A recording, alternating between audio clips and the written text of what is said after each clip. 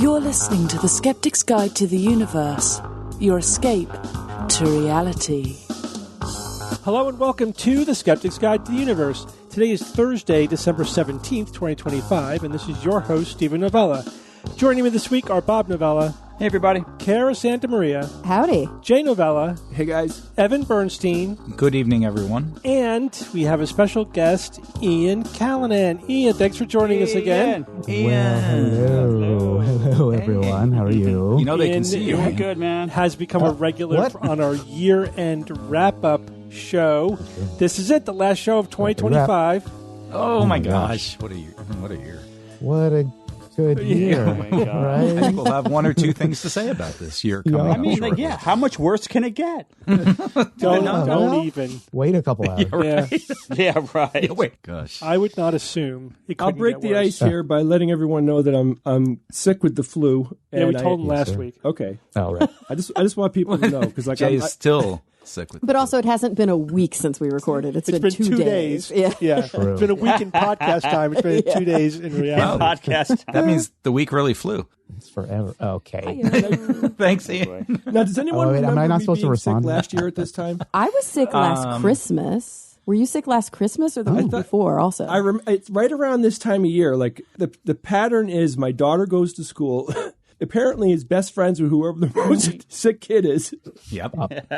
and then she comes home and infects me, and then I infect my wife. Yeah. That's having kids. They are petri dishes.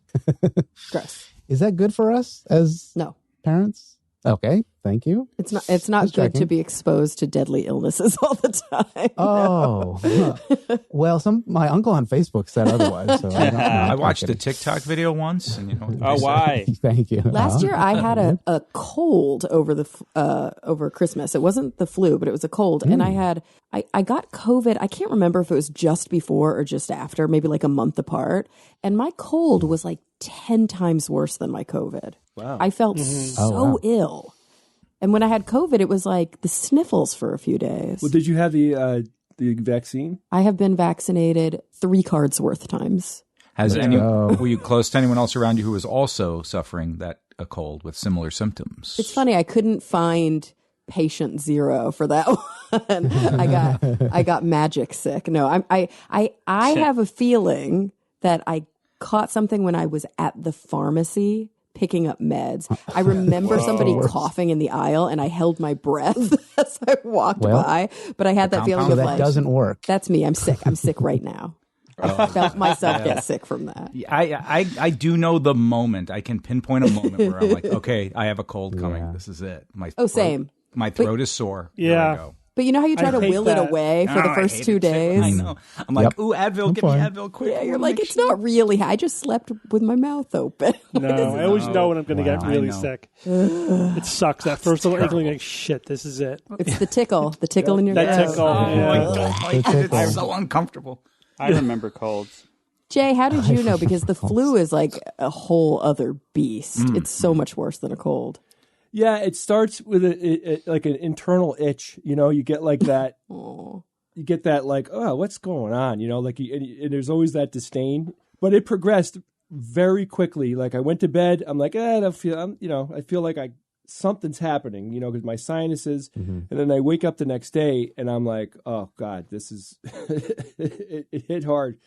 And that was the entire day I was suffering from the chills, and that was really horrible. And it's that malaise. I mean, it's the perfect word for how you feel when you have the flu. But Malaise. it's remarkable how your energy is gone, like just Sapped. utterly gone. Like I got up, So the A ATP couple of failure, times Steve? today- What's going on there? I had to rest from going to the bathroom. You know, Yeah, that's a lot of work sometimes. He's winded after. Ian, Oh, Ian. This is a good. Actually, it is a good segue because I was going to say, can you think your way out of that? No.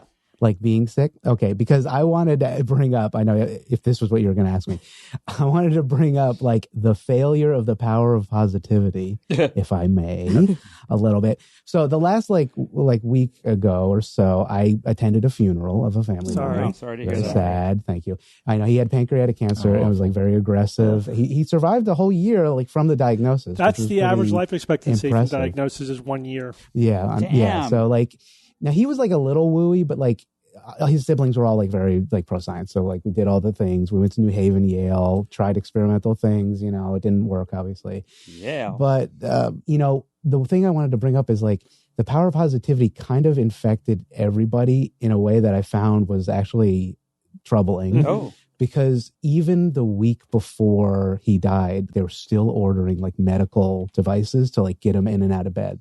They were besides themselves with like, oh, he'll recover. He was the youngest. He was only 60 when he died. You know, like he was the baby of the siblings. He was like a comedian, the glue of the siblings, so to speak, you know. So like they were really shook up about it.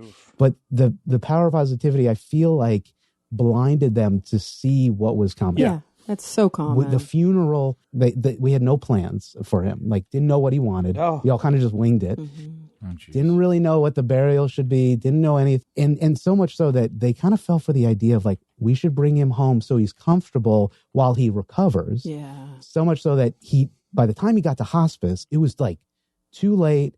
The nurses weren't prepared. Even one of his siblings was a hospice nurse.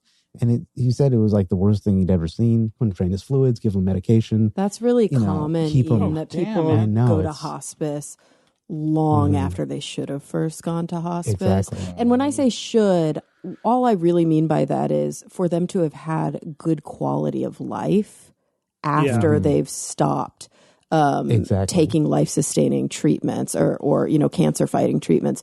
Because in hospice, there's so much comfort care available to you. And a lot of people wait so long that some of those things can't really be, you know, taken care of as well as they could have early on. A lot of people have, if they make the decision at the right time, they have time to do things that they want to do and, you know, engage in bucket lists and things like that. Yeah. But Kara, how do you break through that wall? Well, of, it's like, the okay. So positivity, I work with you the know? patients mostly, but people on my team work with Okay. the families as well. And I have worked with families. It's not uncommon for me when I first see a patient in the cancer center for them not to have an advance directive and for them not to have thought about a lot of these things. So big thing that we do in therapy is go there. We go to the hard place. And when the patient goes to the hard place, sometimes that helps the people around them go to the hard place, but sometimes it doesn't. So a lot of what we do is work on how we cope with the fact that the bubble of people around the patient aren't thinking realistically about the end.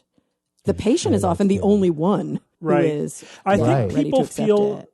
I think people feel a lot of pressure to be positive. Yeah, of Like, course. To be Yeah. supportive, I'm going to like focus on the hope and the positive angle, and right, and then that morphs into the magical thinking of the power, as you say, the positive power of positive thinking.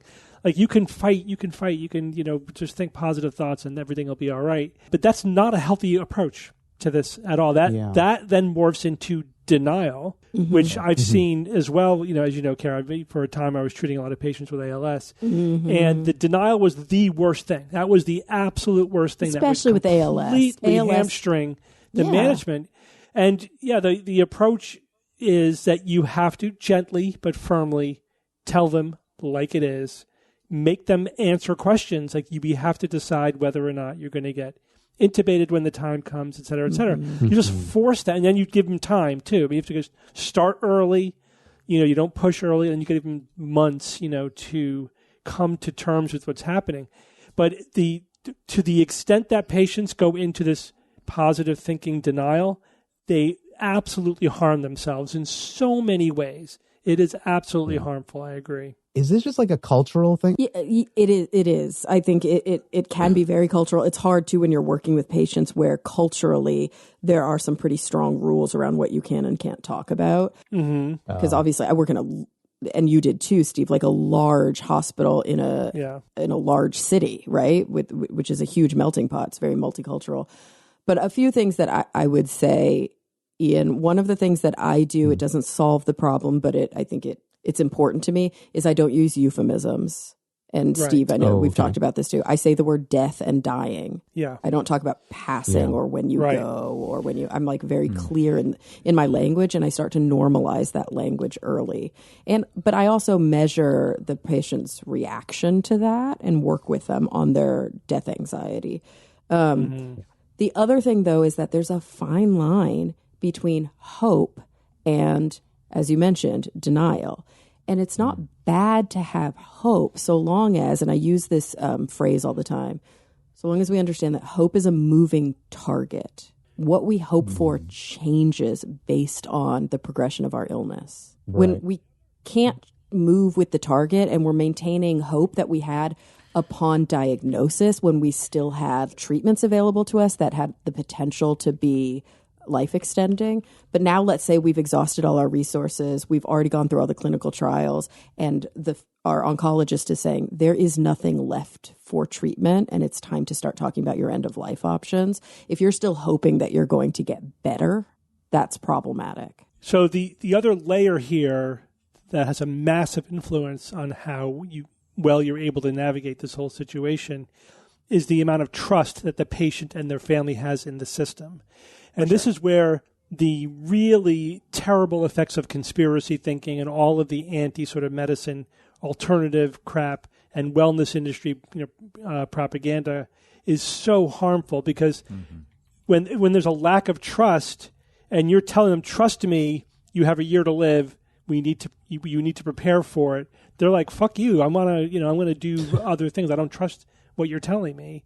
And then they go out, they spend all their money, they waste their time. They don't make important decisions that they have to make. It's really harmful.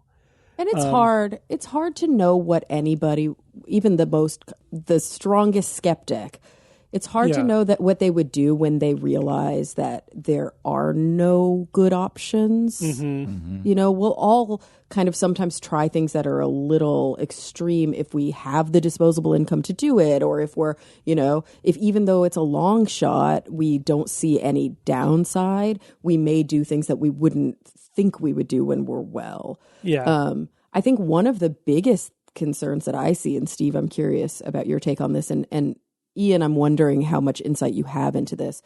I struggle when I see patients working with providers where the providers have not managed their own death anxiety.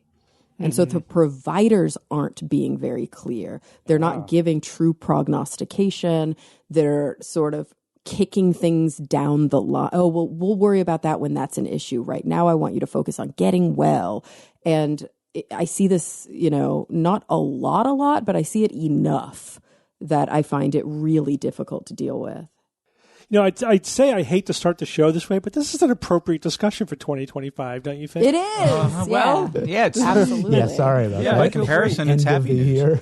Ian, the question I was going to ask you Sorry. is, when is the first episode of Political Reality Oh my gonna God. drop? Ooh, God, now you're really putting the screws to me.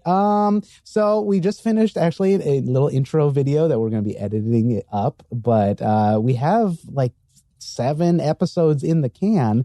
They just need a little refinement, I think, and I think we're going to post it both by the end of the year, Okay. maybe the first of the year, maybe January. Maybe start the we year haven't off actually strong? decided on that. That's what I thought too. It's like, hey, 2026, we're fixing. Yeah, at things, this right? point, you might as well just say, like, first week of January we'll post. Yeah, whatever. We still haven't figured out the exact day, but yeah, let's do first of the year. We have to make it happen. We'll commit to it. We'll make it so. Okay. People are starting to doubt that it exists. No, it exists. I keep telling them, and they're like, editing is so easy. You edit a podcast. Don't lose Well, hope, I will people. say, Tell you, man. this is Oh, that's video, right. Don't and lose video hope. is 10 times harder than audio only. Yeah. It is a lot more. It is a lot more. If we were closer to April 1st, I don't think anyone would believe you. That's true. But you know what happened January 1st, 1996, 30 years ago? Oh, God, what? The official launch of the Connecticut Skeptical Society. Oh. 30 30 years. I thought you were going to say something that felt like 5 years ago. A couple of young kids Yeah, that's hoping to That's change right. the world. That's right. Yeah, it was like, hey, And hey we kids, let's failed get together utterly. and put on a a show. Put on a show, kind of. Yeah, that's it. All started that way. Just All right, so the first segment we usually do in this year-end review is the best and worst of 2025. And we could start with the best and worst of the SGU. Is there anything that you guys remember from the past year that sticks out? should we just go to Nauticon right now?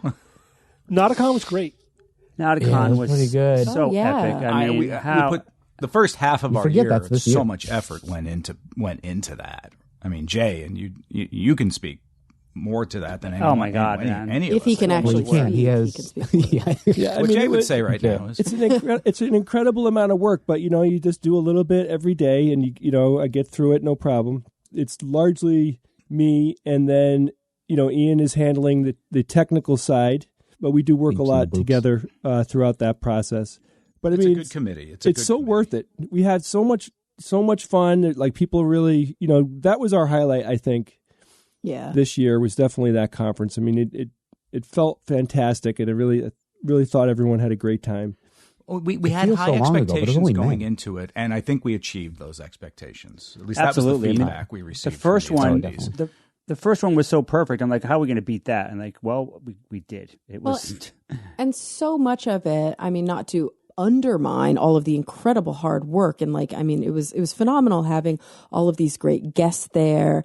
Who was there with us through the whole thing? It was Adam. George, Adam, Brian and Andrea, and from Story of Brian. the Yeah, Year. and they were Yep. phenomenal. But it's my that God. we have literally the best listeners, the best fans. Right? The group of people that was there with us was just incredible. They made the weekend. Yeah, of course. Oh, absolutely. Yes. Totally. The vibe was incredible. Yeah, it would have been boring without him. Oh, We would have made it work. we would have had fun, but it wouldn't have been the same. Definitely not. We got some emails. Listener Victor wrote from episode 1061. Bob says, talking about the Neo robot, Bob said it really needed help for most anything it did. It needed help. And Kara responds, oh, great. So it's like having a man in your house. So wonderful. You want to go do it? Okay, let me help you the whole time. That was great. A little sexist, though, Kara. It was a little sexist. But oh, not Close enough, necessarily Kernel un- of truth. That was it was describing reality. Hey, I'm pretty independent for my house chores. That's good to know.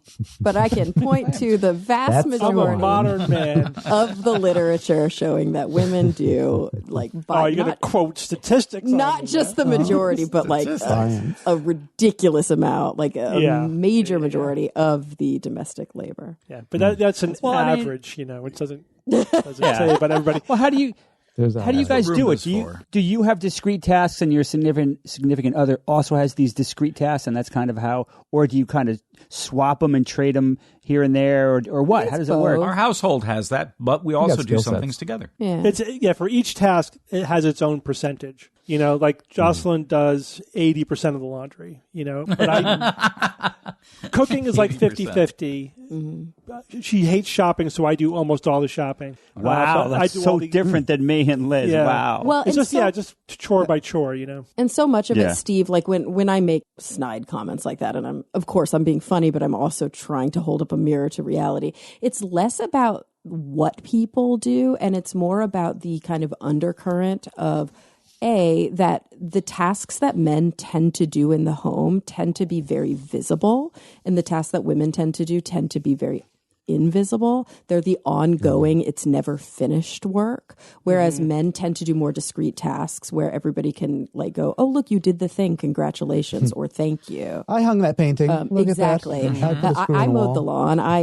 And then the other thing is that very often we're not actually talking about the labor itself, but the cognitive labor that goes into it. And so I'm not saying you're the example, but very often a man will say, I go out and I do all the grocery shopping. And it's like, yeah, but she makes the list. She tells you what you need to get. You call and you're like, what brand do we use? I don't know anything. And she has to do all Where of the the mental hell work. is that item on the shelves? And that's a very common issue, even in liberal, progressive, relationships with high levels of parity. When dug underneath the surface, most of the research shows that women are still doing the majority of the cognitive labor. Yeah. Which is a huge bummer. We got to fix it. Victor also wrote, favorite quote of the year was from me. Extraordinary claims don't require extraordinary evidence. They require appropriate evidence. Mm-hmm. Remember saying that? Wow. And the funniest thing, he said it's a recurring joke that if the SGU ever misses a week, something catastrophic must have happened. Which we said, I guess, more than once. That is... We've never missed a week, right? That tracks. Well, yeah. We haven't. That's the whole point. Oh, I see. I get it. Correct. I get it. Right. We got a lot. Can I say, I don't even know what order we're supposed to be doing this. This is just in, best of SGU stuff. Best stuff. Okay. We got a lot of emails, and I have to agree, and I also agree with the reasoning. It's probably the recency bias. Oh, yeah. But that Just Battle embrace of it. Hastings episode, It was a funny episode. Recency bias. Yeah. really funny episode. And I was think that good. you also left in a lot more banter than usual in that episode. Because it was funny. Exactly. Right. But people loved it. Like, we got After a lot 20 of really years, good Steve feedback. has learned what's up. Although a couple of people felt that you guys were a little pushed back a little bit too hard on my love of history and the Battle of Hastings. Almost dancing around almost being a little anti-intellectual. I'm not saying you are. I'm What? saying a couple of people, they have a point. Steve left it in to get I know, it was all sympathy. for, it was He all got- for humor. he's It was all for getting sympathy humorous points. effect. Okay. But we do have to understand our audience and the vibe of the show, and saying that you're a nerd because you like this intellectual discipline is No, nobody thinks Not at all. that it's bad that you are really I know. into it. I know. Well, We Jay think sort of it's- did, but yeah, I know. Yeah, Jay was kind of being funny about that. But It's yeah, more- but that's we just think that it's was just Jay leaning into it bananas. and being funny. Yeah, I mean, We the just think bottom- it's bananas that you expected us to be as into it as you are. Well, That's the difference. It's Battle of appropriate. Hastings itself. No, I mean, and I specifically said I'm not a history buff, and that's fine. Who the hell are any of us to put down someone's niche geekdom? I mean, that would be Yeah, exactly. something. It's ridiculous. Oh, quite that the opposite. Something that we would never really do. Quite the You know, opposite, so actually. yeah, we were definitely leaning into it, and I am proud to say I knew what Steve was talking about. I mean, I read that book. I mentioned it, and it was an awesome book, and I learned a lot, and it was pivotal. Proud of you. But And I am kind of a history buff, but the areas where I tend to focus, the documentaries that I tend to watch, they're just not that. I'm not a big They're not war. battles. Yeah, they're not battles. But this was not They're just, not- it wasn't about the fight. It was about the massive cultural change that resulted from we it. don't have to get back into that. No, we didn't. That's true. Because we covered that shit. Does it? History needs more vampires, I think. If there was a vampire in there, I'd be really into Does it. anybody? I have a favorite. It's so funny because it's like we think about favorite news stories of the year, and often we'll talk about this was my favorite like science news that we learned. But I was thinking this year about what's my favorite topic that I covered? Like what did I learn the most from? I do that deep? every year. That's what Do I do you? every year. Okay. Oh yeah, it's like this is the one that I covered that I love the most. 'Cause Okay, yeah. If it was a dramatically like best of the year news item, I'm grabbing that, man. It's just like, of course I would grab that. Something so that's worthy of that list. So yeah, I invariably, although this year I'm not. Ironically, I'm not necessarily picking something that I talked about because I think it's just something that needs to be at least mentioned on the show. So I think they're just two different things. Like some of my favorite science news, which we'll get to, were like huge discoveries and like amazing things that happened mostly in medicine. But my favorite news item that I did was I had to dig for it, but it was episode 1058, which I think was in October. I covered this study where the researchers described a construct that they called symbolic strength. And we got really deep into like why people find pride in like denying reality and why they seem so entrenched and how hard it is to quote change their minds, because not only do they not want their minds changed, they feel special having the anti viewpoint. And They it's have a just golden Is it just the nugget that you'll anti-viewpoint, never or is have, it like, right? is it like special knowledge? it's too? it's definitely special knowledge. Privileged, It's weird it's not even like the whole conspiracy thing where like we're the ones who know and you don't really know, but it's like the mainstream, they are whatever they would call them, liberal cucks. Yeah, Like, it's like they're like, but we have the information, even if it flies in the face of evidence. But does it require that that like group think consolidation or like camaraderie that they have it, or can they exhibit it on their own individually? I do think it requires the camaraderie, because these aren't just like made up viewpoints. They're echo chamber viewpoints. Flat Earth kind of stuff. Yeah. It becomes part of the group identity. Exactly. I have a favorite news item from this past year. If you guys remember, I talked about lab grown teeth. Yeah. Oh, You did, yes. love that. And if you guys remember, this wasn't like a minor achievement. This last level that they got to, like they're legit testing it. Like this could be a thing. It could really happen. So I think that's encouraging. Was that was fun. Yeah, because not only is dentistry crazy expensive, but it could be horribly painful, and it's really sad. Lots of people have to lose their teeth and they have to get implants and all that stuff. Like if this works out, it could avoid all of that. Wouldn't it still be an implant, or I assume you're not growing it back in your skull? I think you assume you're growing it externally and then putting it back. No, in they're your planting the bud in your jaw and then Yeah. Oh, they are planting the. Yep. Oh, okay. I Neat. missed that part. No, that's neat. I have a couple things from the interwebs, from our listeners talking online. A lot of people liked Bob's mega rant about quantum crystals. You remember that one, Bob? what? No. It was a pseudoscience Mega. item, and you got so outraged at the pseudoscience that you had this monologue rant afterwards that people loved. Just a classic quantum pseudoscience crap. Yeah, I hate that shit. You probably said grind my gears at some point during that. And you guys have a favorite guest? Oh, I remember we had Dr. Nick Tiller, the exercise scientist. That was a fun interview. I like that one. That Professor one was Dave memorable. came on the show. Yeah. Professor I think Dave. one of my favorite interviews. I mean, anytime we have the chance to talk to Marsh, I love those interviews. Oh yeah, I hadn't seen. Gosh, had we not seen him since QED in 2018? Maybe In person? Well, that's Yeah. perhaps the last time he was on an SGU episode. Wow, really? And what a great thing that he and Cecil that they're doing this podcast where they dig into Joe Rogan episodes. Oh, really? That's like the brilliant. focus? Yeah, it's the No Rogan Nice. podcast. Yep, the no. I Rogan. love it. With a K. The no Rogan. Nice. Oh gosh, I hope it's also 3 hours because you need that per episode because you need that much time to undo what he's doing. I like the interview with Kyle Johnson, the philosopher.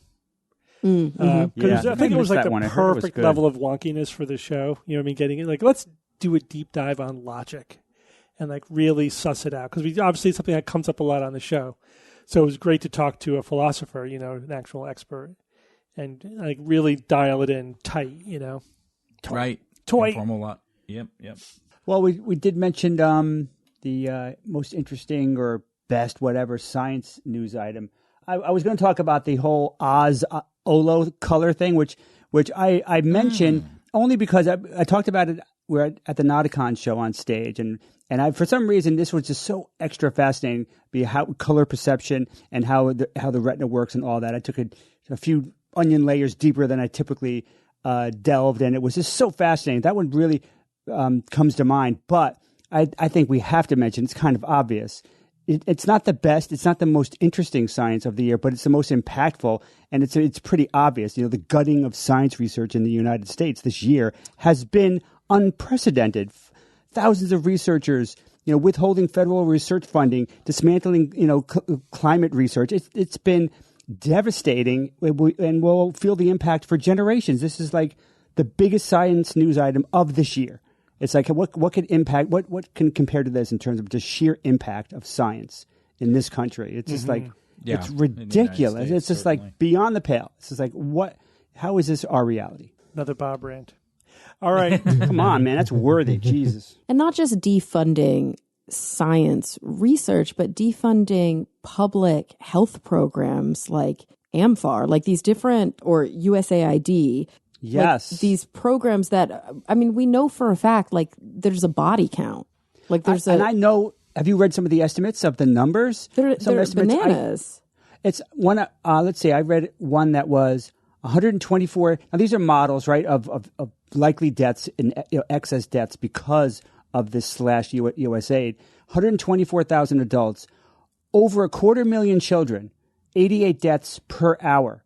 That's the result of what's been done to USAID, and those are the estimates. And even if it's off, I'm sure it's not perfectly accurate, right? But it doesn't matter. Even if it's just somewhat correct, it's devastating and what the hell? There's a study God, that's the body count. Yeah, there's a study out of UCLA that was done by their Fielding School of Public Health this July that said more than 14 million preventable deaths would occur by 2030 if USAID defunding continues, including more than 4 million children under the age of 5. Yeah, but the savings, though, Yeah, the savings for their bank accounts tomorrow, but the savings for the globe or even the American government in the long term are not savings. It was not, but even if you take it as a savings rather than the investment that it is, it was less than what Trump just decided to hand it to Argentina.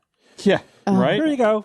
It's more than what was allegedly, quote unquote, saved by gutting USAID.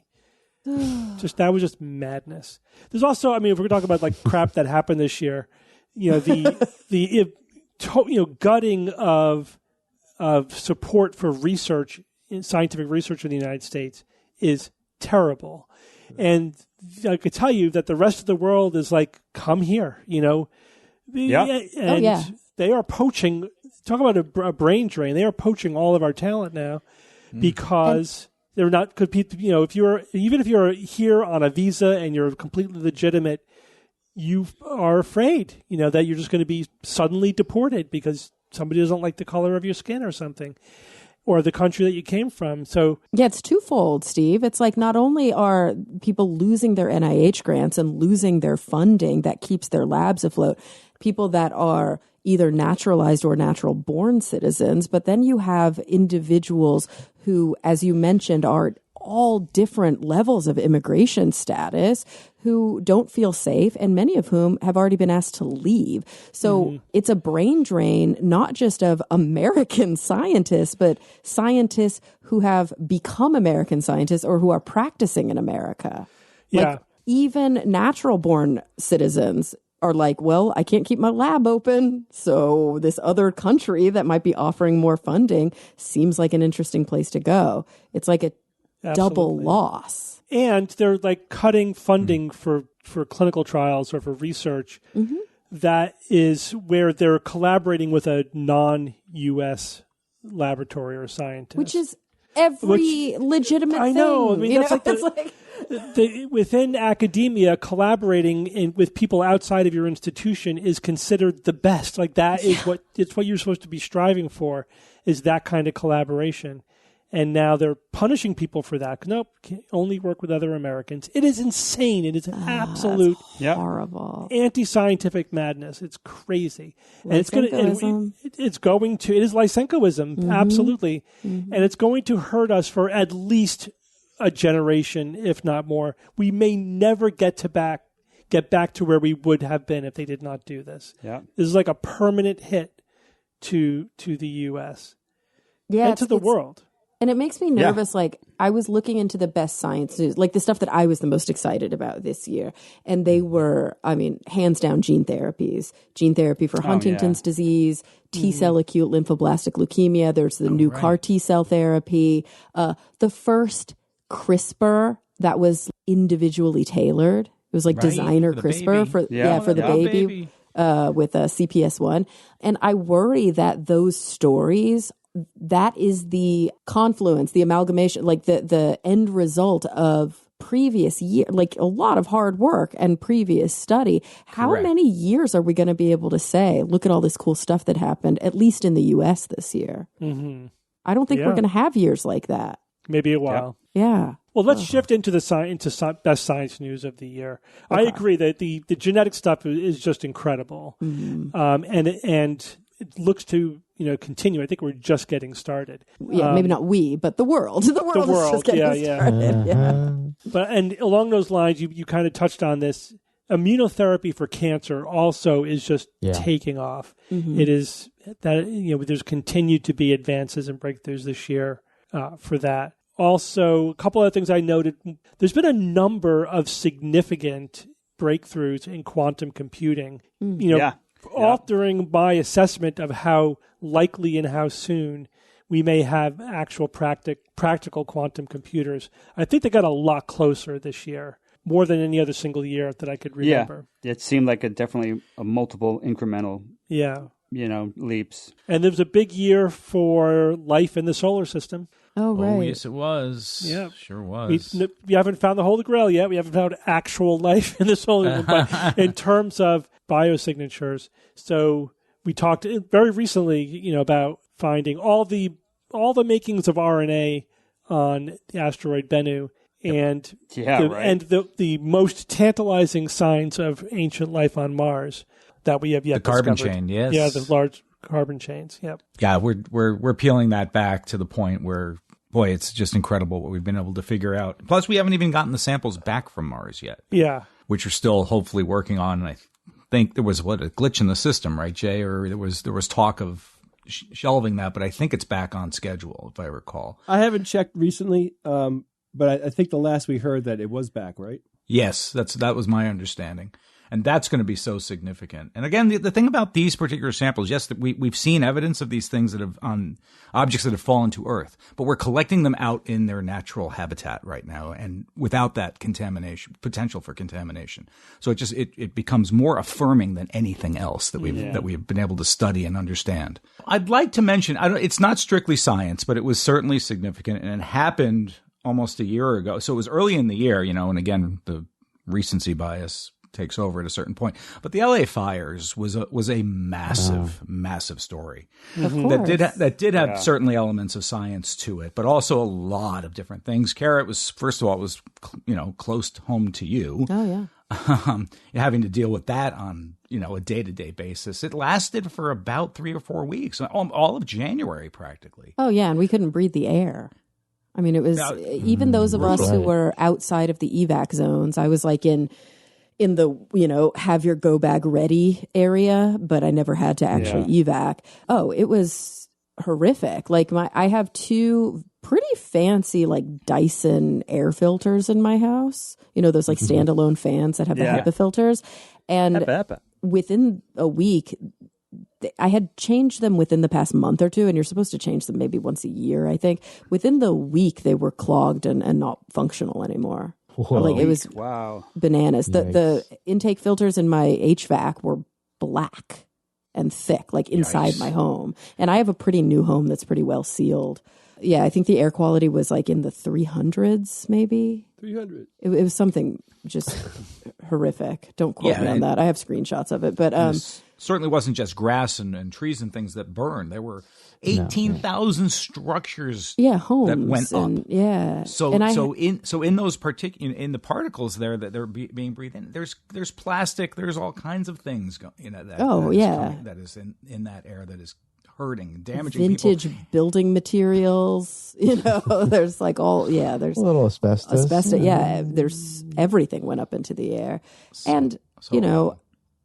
From a personal perspective, I know lots of people who lost their homes because I was close to the Altadena fire, not the fire, the Palisades fire in Palisades, but because I was finishing my fellowship at the time at this like large cancer center, I saw patients from all over, and I had patients who lost everything.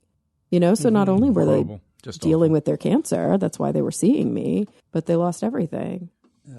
Yeah.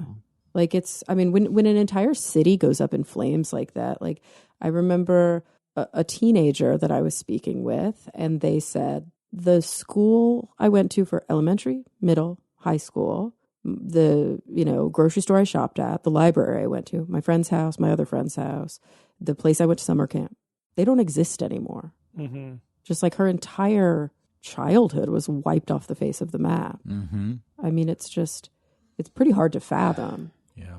And that's somebody who survived and is, going to be able to rebuild.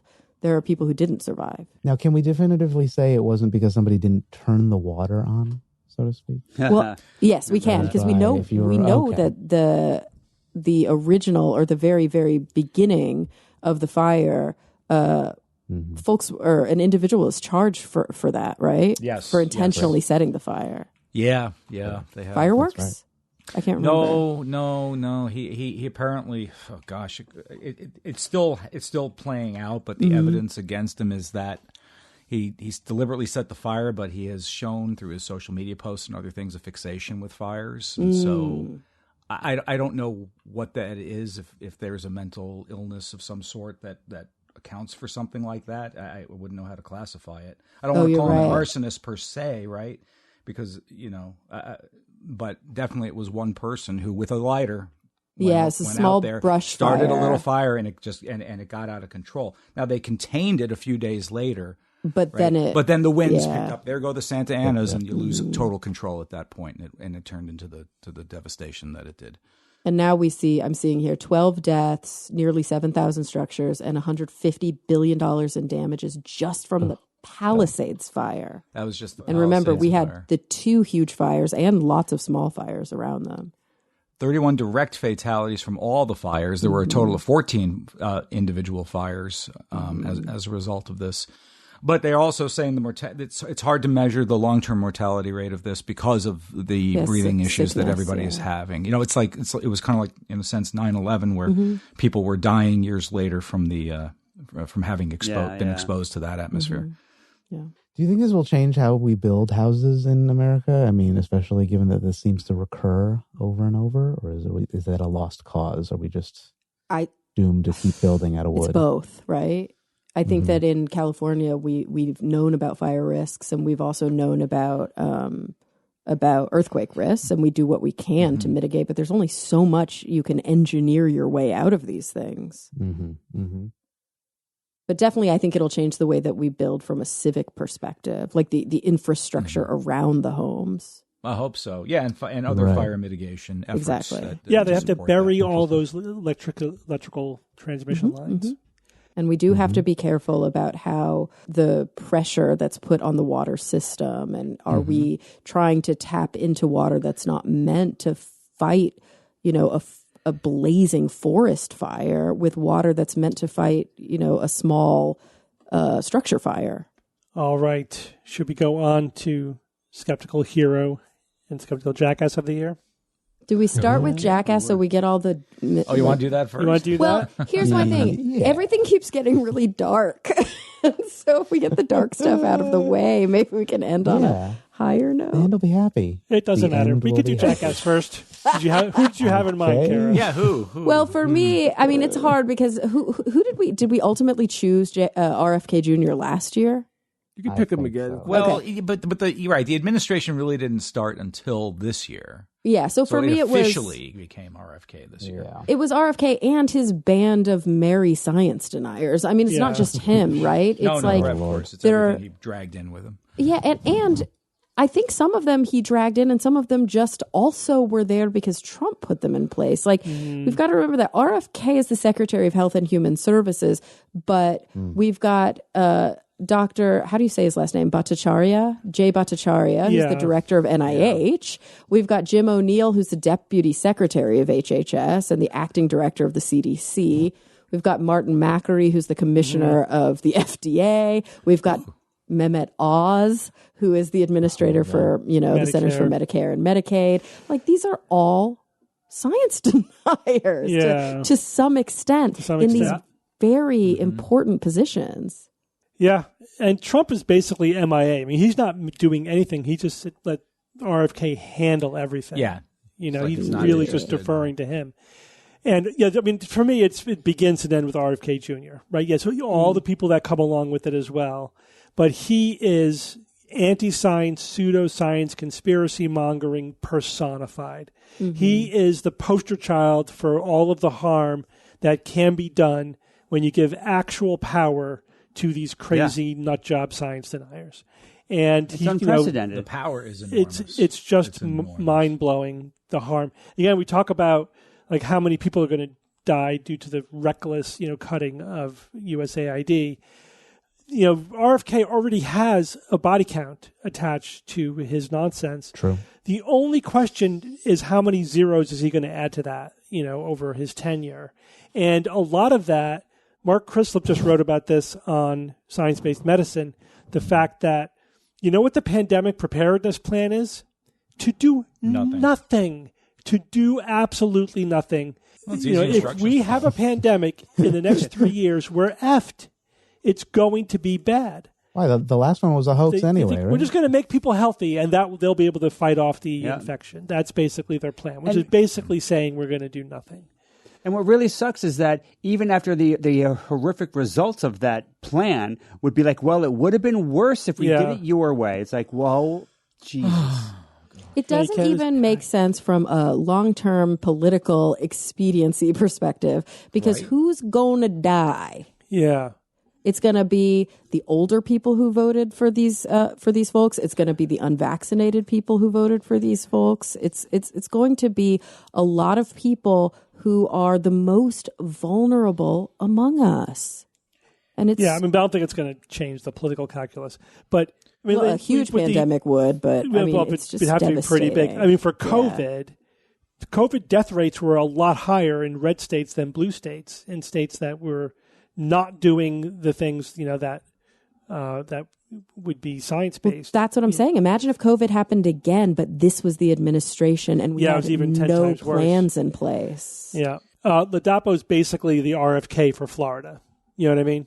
So it's a smaller scope, but basically the same thing. So I mean, no one can come close to the havoc that RFK is wreaking. But it's not fair to all the other pseudoscientists out there. So we have to have some runners up. Exactly. In my opinion. Yeah, You can't let RFK Jr. overshadow all the other cranks and charlatans that deserve to be mentioned. We need a top 10 list of the cranks, honestly. Yeah, Top 100 150. list. Fifty, One. yeah. Oh, sorry. I mean, I have a Okay, couple you're other right. people. Expand it Does out. anybody want to throw something out? Evan, come on. I know you're gonna pick. Well, you want the Avi Loeb? Yeah. I mean, Yes. he's your boy. Oh my gosh. Why does every article I come across have him as part of the article? Why can't I have an Atlas, right? What is it? 3L Atlas? 3i Atlas article that does not mention Avi Loeb. Please, someone out there in media, stop referencing this person. I get you have to have clicks and things, but my gosh. It's as if this person is the expert, the only expert on it, and he's nothing of the sort, frankly. All he does is promote his own interpretation of what's going on. I can't find any other reputable scientists that agree with anything. It's all the UFO and UAP community that backs him up. I mean, this guy is the UFO UAP crank of now. He really has become a crank. crank. These objects. Yeah, he's become the Unfortunately. poster child for all of this. So, I mean, I know we've mentioned him in the past, and I think he's been on this list in the past, but he keeps earning it. I mean, he keeps coming back, and media plays right into his hands, unfortunately. Just today I was reading another one about, it's approaching Earth, and it's accelerating at a rate that can only be, unnatural, unnatural propulsion. Bull! Mm-hmm. According to one scientist, N equals 1. That's it. NASA recently gave a briefing updating because the comet is coming to its closest approach to Earth. It's glowing in X-rays, isn't it? Yeah, it's doing all the stuff that comets do when it gets closer to the sun. So they began their briefing by saying, "This object is a comet. It looks and behaves like a comet." Good. And all evidence points to it being a comet. And they specifically called out Avi Loeb. Really? Good for them. I know. Oh, that's good. For his posted a non-peer-reviewed preprint, and That's wonderful. they shut that down fast. No, it is a freaking comet. It's what I mean. This has been there's been a massive mission to observe it from everything we have looking at. Anything that we could get eyes on. 3i Atlas has been looking at it. We have so much data, and the more data that comes in, the more obvious it is that this thing is a comet. Now, it's an unusual comet because, of course, it's the first interstellar comet. So why would we think it would be identical to a typical, comet from our own solar system? But whatever, nothing that is anomalous. Just like, that's interesting. A little bit more nickel, okay, or more carbon dioxide than a typical Earth. Yeah, right. Soul comet. Yeah, whatever. Nothing like, oh my God, this has got to be an alien spacecraft. I have another skeptical jackass I'd like to throw out there. It's more of a category, but I do have a couple of names that fit this category, and that's TikTok. And I don't know if anyone else has anyone or anything having to do with TikTok on their skeptical jackass. But this platform is just pure poison. I'm sorry. I know there's good. And I know there's good stuff on there. There's good science communicators on there, Evan. And I have it on my Skeptical Heroes list. I have a list of some people who are doing some very good social media in science. So it is not just a blanket statement. But these people, for example, you have these three people: Nara Smith, right? Okay, go ahead. You explain it. Promoting the consumption of raw milk while pregnant. All right, so that's Yes. I thought you were just gonna be like, because she is like a little quirky and trad wifey, and like she does some goofy stuff with her husband, and I think they're vampires. Honestly, but like, yeah, that is fair. She does do some gooey nonsense. Yeah, that's. How about Paul Saladino? You know, have you heard that name? Oh my god, the all meat carnivore diet. Carnivore. Yeah. Oh, I think I watched a documentary about that guy. Vegetables are poison, Evan. That's what Perry if you watch RFK or anybody in Congress, he's walking around with them usually, like especially RFK. He's like always there. Wow. So, anyway, and I want to mention this because it's funny. The Liver King, right? We've that's the documentary I watched. Brian there's a whole thing on the Liver King. Yep. If you focus on eating large amounts of raw organ meats, then you're gonna have superpowers. You'll live longer than anyone in your family ever has. Unfortunately, I think he needs like therapy. Like he's not just like a crank fully. Well, you could say that about any of these people. Lost the plot. There's somewhere between needing therapy and being. I mean, so many viewers, so many. Yeah. Sure. Yeah. Yeah, that too. Sure. But just the amount of clicks these people get is obscene. They have no business getting. Yeah, as you know, Evan, I'm on TikTok. Well, yes, and this is why I qualified it. Follow at Ian helps us produce our TikTok videos, and there is a couple of dominant narratives on TikTok that I find myself addressing over and over again, just in different guises.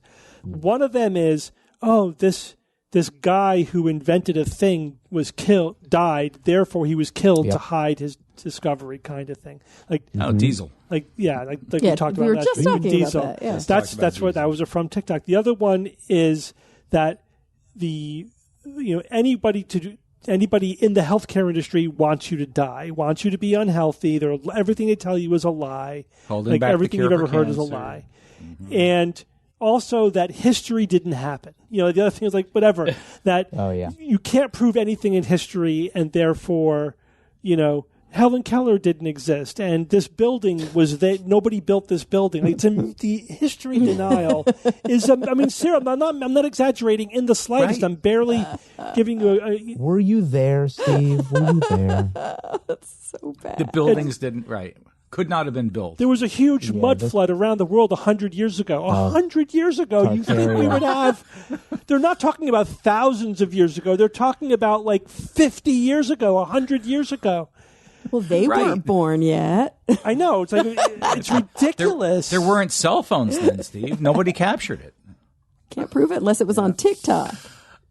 It's a lot about that molasses spill that killed a bunch of people in Boston. Maybe? Yeah, that was real. That's what they think. I remember that. The memory hole is just profound. Oh gosh, it's just sad. And then there's a lot of NASA hate on TikTok. Ooh. Yeah, that is a weird one. Liars. I mean, part of it is I don't know if I'm influencing it because I also kind of source a lot of the videos, so I actively go seek out the crazy stuff. It does get a lot of likes, and who knows if they're bots, but it is like seemingly pervasive. Mm-hmm. So it is weird. I think all the platforms, unfortunately, have devolved. I mean, X is notoriously run by, somebody who's not necessarily a straight shooter in many ways. Instagram, Facebook, all of those things are, I don't know, social media maybe we shouldn't have started to begin with. Can we go back? There were good. There was an era where it was like. But there's also more and more evidence to show how just like exceedingly damaging it is to young people's mental health. Sure, but what do you do? Because obviously we've heard in the news, and maybe it's a little political, but Australia is like banning it for underage 16. Under, right? However, like if you grew up like Kara and I grew up long ago, we grew up in the world where there wasn't the internet, and then there was the internet, right? And I found ways around my parents putting, like an abstinence policy out there. Like I found other ways to get on the internet. Is this going to do anything, you think? I do personally, because I don't think it's the same as abstinence. And I hear you why you're using that word, but you could also say the same thing about like Australia banning guns. And like, yes, they did just have a mass shooting, but their numbers are nowhere near our numbers. Yeah. Even, adjusted for population. There's just, yes, I think that when you make it so that it's no longer culturally normative, and when you make it so that it's not as easily accessible, people are always going to figure out ways to do it, but not to the same extent as they do now. Right, but with the guns, there's not like an analog that you can get around it where you like have mass firing spoons or something. There's not. Yeah, I mean, some kids are going to figure out how to use it regardless, but if there are heavy penalties, or I don't really know how they're going to enforce this. And also, if you just straight up ban cell phones in school, that has another like. That's a different. I agree with that kind of the school. But imagine thing. both of them at the same time. What if young people aren't allowed on social media until a certain age, just like young people aren't allowed to drink alcohol until a certain age? Some of them still do. A lot of them still do. But it's not normative. They're not doing it out in public. They're not, you know what I mean? So you ban that, and then you also ban cell phones in schools. I think you'll see a cultural change. Yeah, but isn't there some discussion about like maybe the way that we treat alcohol leads to a binging culture in America versus like Europe, where they have a little bit more of a connection with it. So is the solution actually banning it when that might lead to them going down deeper, darker social media turns like on 4chan or something? Well, but I don't think they're saying like Nazi stuff. They're not saying they want to ban it altogether. They're saying they want to ban it until the children are at an age at which they can develop a healthy habit with it. And that's the same thing with alcohol. True. It'll be but an are they interesting putting experiment. Money into funding that? We Just do like need to social change. media was an interesting experiment. Yeah. Sure.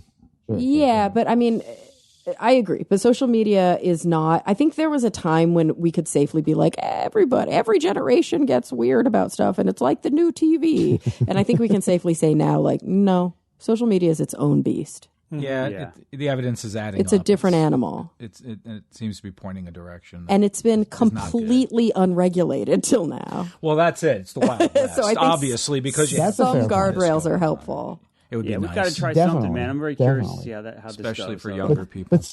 But seemingly they police themselves. Right, like, exactly. Even now, but even with this legislation, they police themselves on what they justify is somebody under the age of 16. Like there are legal ways that they have to upload licenses, but they also have algorithms that determine whether or not you're 16. So clearly they have a desire to have kids on the platform. Of course they do. That's why they're proactively doing now there's Instagram for teens and stuff, because they're trying to prevent things from happening are happening in Australia. Yeah. They don't want regulation. They want to say, look, we're protecting kids, but they're not. And we know they're not. But they're not. Right. But I agree with you too. But then the legislation writes it to put it in their hands. So it kind of just obfuscates it. And it's like, hey, we passed the bill to protect the kids. Of course.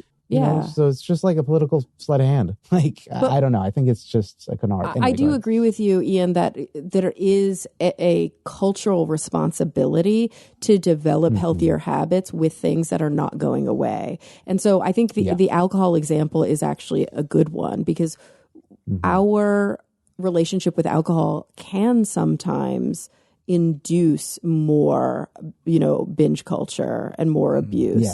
At the same time, if alcohol was freely available to young people, I think that we would have a lot more health consequences. There's definitely obviously a balance point. I mean, maybe we should be funding things that are scientific, about therapies for people, it would be interesting. This leads me, I want to throw in my skeptical jackass, if you don't mind, and I'm going to expand it pretty wide. Oh. I'm going to say the whole political class of every flavor. I'm sorry, dragnetting them a little bit, but it kind of, I don't know, showcased the myth that we had serious people. They're so self-serving or uncaring. And the people that I kind of agree with, I don't know. There's little bits where I'm like, what are you doing? Yep. Or anti-science. It's really just, you hit your head against the wall. Who's running the ship or steering the ship? It's like, what is It's a going good on? observation, Ian. I've said for a long time, if you're going to be Term skeptical limits. about anything, be skeptical of politics and politicians. That's a good application. That's the hardest of thing. skepticism. Like, I agree with you, Evan, with this, where it's like, I'm going to, maybe be a little tongue in cheek, but the skepticism against science is like kind of easy. Skepticism with politics is kind of crazy. There's so much out there. It's a good way for us to check ourselves. It's an entire industry based on deception. Yeah. Right? I mean, their goal right. is not to tell the truth. It's to influence you, influence your vote, influence your behavior. Positive, You know? It's persuasion science. And It's persuasion. Keep they'll them say in power. anything to make it happen. It's like you hope the person who's most persuadable actually has good ideas. But I mean, there are some yourself. good politicians out there, obviously. Of course. Yes. And but it's it a does spectrum. seem like the system, there's a selective pressure for people willing to be shamelessly manipulative. You know what I mean? Well, yeah. I mean, Oh, yes. our political system has the same. We often talk. You use the phrase a lot, Steve, where you're like, it's not a bug, it's a feature. Like a lot of the bugs in our political system, I think, are similar to the bugs in our economic system. When you have a system that's built in such a way that greed is good, when you have a system that's built in such a way that those who kind of take the most continue to be the most rewarded and are given the most perks so they can continue to take more, this is the system you end up with, both politically and economically, which, they're not really two separate systems. Yeah. Right. And I know people will say, like, don't. And in order to change it, you have to convince these people to make laws to regulate themselves, and they rarely. Yeah, which is really hard to do. You have to be so politically active, and you have to really hold these people to account. And even then, it's difficult when you're living in this like kind of post whatever reality where the very people who, like you said, Evan, you're asking them to write laws to regulate themselves are Not also human nature. And not only is it not human nature, we're now living in a culture where, or maybe not a culture, but a system where the very people in power have like little connection to an interest in keeping their constituents happy. Yeah. Yeah. And so like, totally. how do you hold somebody to account who doesn't care if their constituents care about them? It's strange. Yeah. It's a very strange It is a situation weird we're thing. in. It's a weird place. I agree. And I know people might say, don't both sides it because there are, They're not one symmetrical. side maybe is objective. They're not symmetrical necessarily, but I would say it like this is like, I don't know what's worse. Is like the killer chasing you with the knife or the person who locks you in the room with the killer, like who's like your supposed friend. It's really, I don't know where we are in that spectrum, but it seems bad wherever we are. I have a category kind of Jackass as well. Everyone Let's go. involved with the telepathy tapes. Oh yeah, we got a lot of emails on that too. Oh my God. Right. It's so pervasive. So the quick recap is, they're, claiming to like do these, interviews with autistic children, and they're just doing facilitated communication, and then, which is completely debunked nonsense. But they use the facilitated communication, and then they claim that these autistic kids, not only are they brilliant, these nonverbal kids, but they're psychic. They're reading our minds. Right. It is like such a classic pseudoscience, but it's gotten so much play. I can't tell It's you one of the most the popular people, podcasts out there. and now. people who should freaking know better, who have said, "Oh, what about these kids who are psychic?" Like, oh, please stop! It's just amazing. It's amazing you can repackage the same thing just with like a new name. We were and talking it about that works. literally, a generation ago.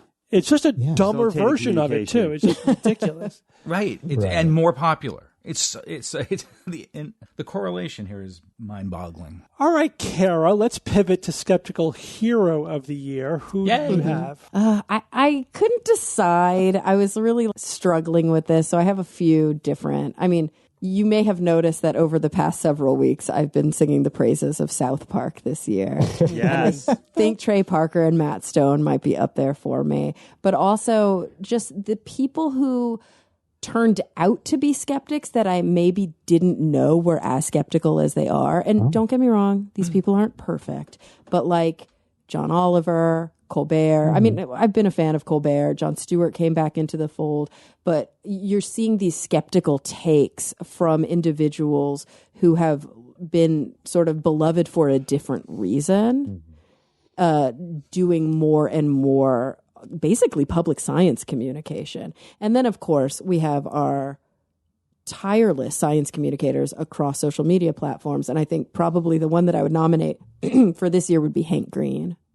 Yeah, Hank's pretty cool. Yeah. He's a good. That's a good choice. He's a good dude. I mean, I think you also should shout out like the writers, the men and women who like write all of the John Oliver. Of course, it's probably them actually more than yeah. Well, the problem is we don't know. Like if I said their names, people might of not. Course. I think there's somebody on the writing staff of John Oliver that listens to our show. I think I don't have proof of that, but no proof. enough of what we have said, I have seen shortly thereafter on the show. The one that really got me was the pee hacking one. Yes. Right. Well, plus they also they talked about our show on John Oliver. They did. with Carter. Yeah. Yep. It was Very- up for a very nanosecond, but we were there. Very briefly, they showed Jimmy our Carter. Yeah. So that's pretty good evidence that there's some That was connection there. epic. And if they're listening now, maybe they want to reach out. It's Say, confirmation bias, I think. No. Similarly, somebody wrote in Hank Green as well, and also Dr. Knock or Morgan McSweeney Yeah. for their social media activity. I would add someone who has just been, again, I'd like to focus on people who I see as tirelessly working, even if they're not like seeking big recognition. Sure. And for the person this year, somebody who has had a lot of recognition in the past, but Michael Mann, who has been just for being tireless and also for just staying on top of things and shifting his strategy, to keep up with the climate change denying community. Yeah. Like he's staying on top of it. He's not great. giving up. That kind of persistence and energy I really respect. Like this, he's in it for good. He's in it for the long Didn't he co-write a That's book what this it year? takes. Yeah. He co-wrote a book with a vaccine scientist to kind of approach it from both angles, right? Like this is what happens when public trust in science disintegrates. Yeah. Yeah, there are a couple other people in that same kind of category, Steve. They're in it they're in it for the long haul, right? They understand this is a long-term effort that is required. Mick West comes to mind. Oh, yeah. Especially all the work he's done. Why he is not invited onto, panels or congressional testimonies and things like that so that more people can hear him is beyond me, because he can really, really refute a lot of the UFO and UAP stuff, among other things. Yeah. Another person who's like that is Timothy Caulfield. Who continues to fight the fight. Bruce Hood also is one of those people. Bruce. And I do want to also give a shout out to Barry Carr. He retired this year. He was the executive director for CSI. But gosh, our relationship with Barry goes back 30 years. Oh my God. 90s, right? And he has been so good to us in all that time. He's been very supportive from the beginning. Super supportive, really. Yep. Yes. Even though from a different organization and everything, he has been nothing but great to us, and he deserves recognition for his lifetime effort as well. Yeah, absolutely. Yeah, he's one of those people where like it's the cause is what matters, right? Skepticism that matters. Yeah, correct. It's funny, Steve and Evan, you mentioned tirelessly working in it for the long haul. I'm gonna for this year. For Skeptic of the Year, I'm throwing out Jay. He is the hardest worker that I know. His work has had clearly a profoundly positive impact on this Skeptical podcast and SDU Productions, every project that we do. He's also, I'm so impressed with what's the things that he accomplishes. He's a master at working and negotiating with event vendors and salespeople, which I recently confirmed is actually a form of torture in hell. There's actually a department, and Jay's killing it. He misses many of the awesome streaming shows that are out there these days because of his skeptical work ethic, and it annoys the hell out of Steve and me because we have to leave the room to talk about spoilers because Jay's like, I didn't see that, I don't have time to see that. It's just working. It seems like he's got 2 young kids, but he's just working night and day, And I just wanted to give a shout out to him, like Jay. We appreciate it. We would not be what we are today. We'd be a different beast today if it weren't for all the work that you've put in. To make sure that we could do this and do not just a podcast, but so many other things. Yeah, It's Jay's a hard on ass. Kansas, not a con. It's so ridiculous. I couldn't imagine doing everything without Jay. Right? We'd get some stuff done, but I don't think we'd do it as good as Jay. Yeah, if you Almost can't every tell- day I'm like, Jay, do this. He's a Sherpa. He's the skeptical Jay. Jay had to bow out of the show because of his Yeah. flu. He's really We sent had to him go to bed. So that's why Yeah. that's not Yeah. why he's not participating in this discussion. But He's weekly so humble. saying thanks. No kidding. So we got a couple of more emails from listeners with their votes. So one person voted for Emily Willingham for clear, responsible, skeptical analysis of emotionally charged pseudoscience. Yeah. And we referenced her during the telepathy tapes discussion. Bring that up again. Kara, you got a couple of votes from listeners Yeah. Aw. for this year. I guess. For everything that you do, not just the SGU. And a lot of people really appreciate your role on the SGU because, Bob, Jay, and I are brothers. Evan is basically a brother. He's a very close friend. We've known him for a long time. And we can be a little, closed, close. You know what I mean? It could be we're a little bit of an echo chamber. In your and own so the right. audience really appreciates the fact that you are a different perspective and you're not afraid to push back on anything that we say. It's funny. I was going to say earlier that some of my favorite episodes looking back, or just some of my favorite experiences with the SGU, and this speaks to the talk that you actually gave at CSI. Was that earlier this year or was that last year? Last But year. it's when skeptics disagree. Yeah. Right? Like That's the fun part. Yeah. Yeah, I Right? really enjoy when we have differing opinions about things and we can kind of talk about the nuance. And, when it comes to the really big stuff, we're definitely all, on the same team rooting for the same cause. But sometimes we disagree about how we should get there. Yeah, which is fine. Healthy. That's the discussion we should be having. Correct. Right. I always say, on climate change, we shouldn't be wasting our time debating about whether it's happening or right. It's freaking happening. The only discussion worth having is what's the best strategy to deal with it, and there's lots to talk about there. Should we do geoengineering or is that too risky? Should we do this or what? Oh, man. You just burn money. I think that happens Good. too. Does that? Yeah. I think might do hope that no.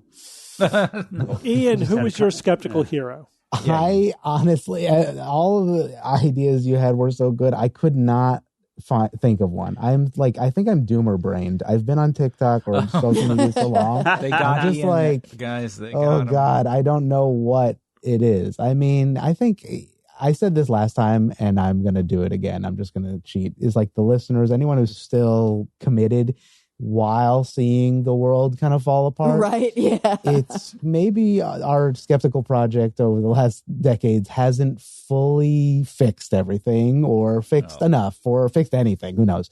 But at least you guys are hopefully in with us in the fight as we're sinking. So I don't know. Just keep up. Keep looking forward. There is some power in positivity to throw it back to the beginning. But It's called just realistic. strategic opmism. Yes. I'm a There firm you go. believer in strategic optimism. Yeah.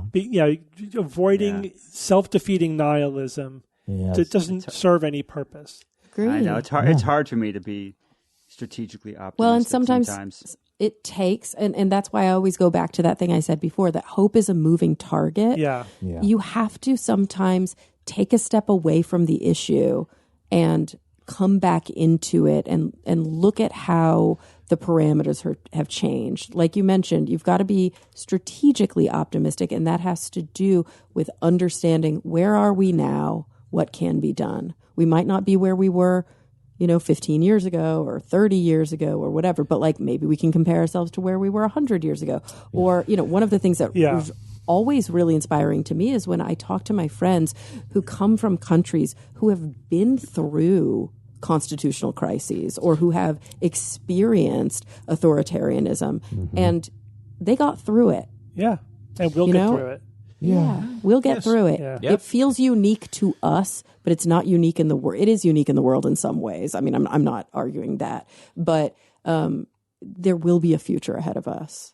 Yep. Just keep building community, and helping each other, in whatever way we can. Yeah, I mean, I think a lot of my strategic optimism is informed by my career as a physician, right? Because talk about you're in a situation every day with your patients where you have to do everything you can, to be an advocate for your patient and to get the best outcome.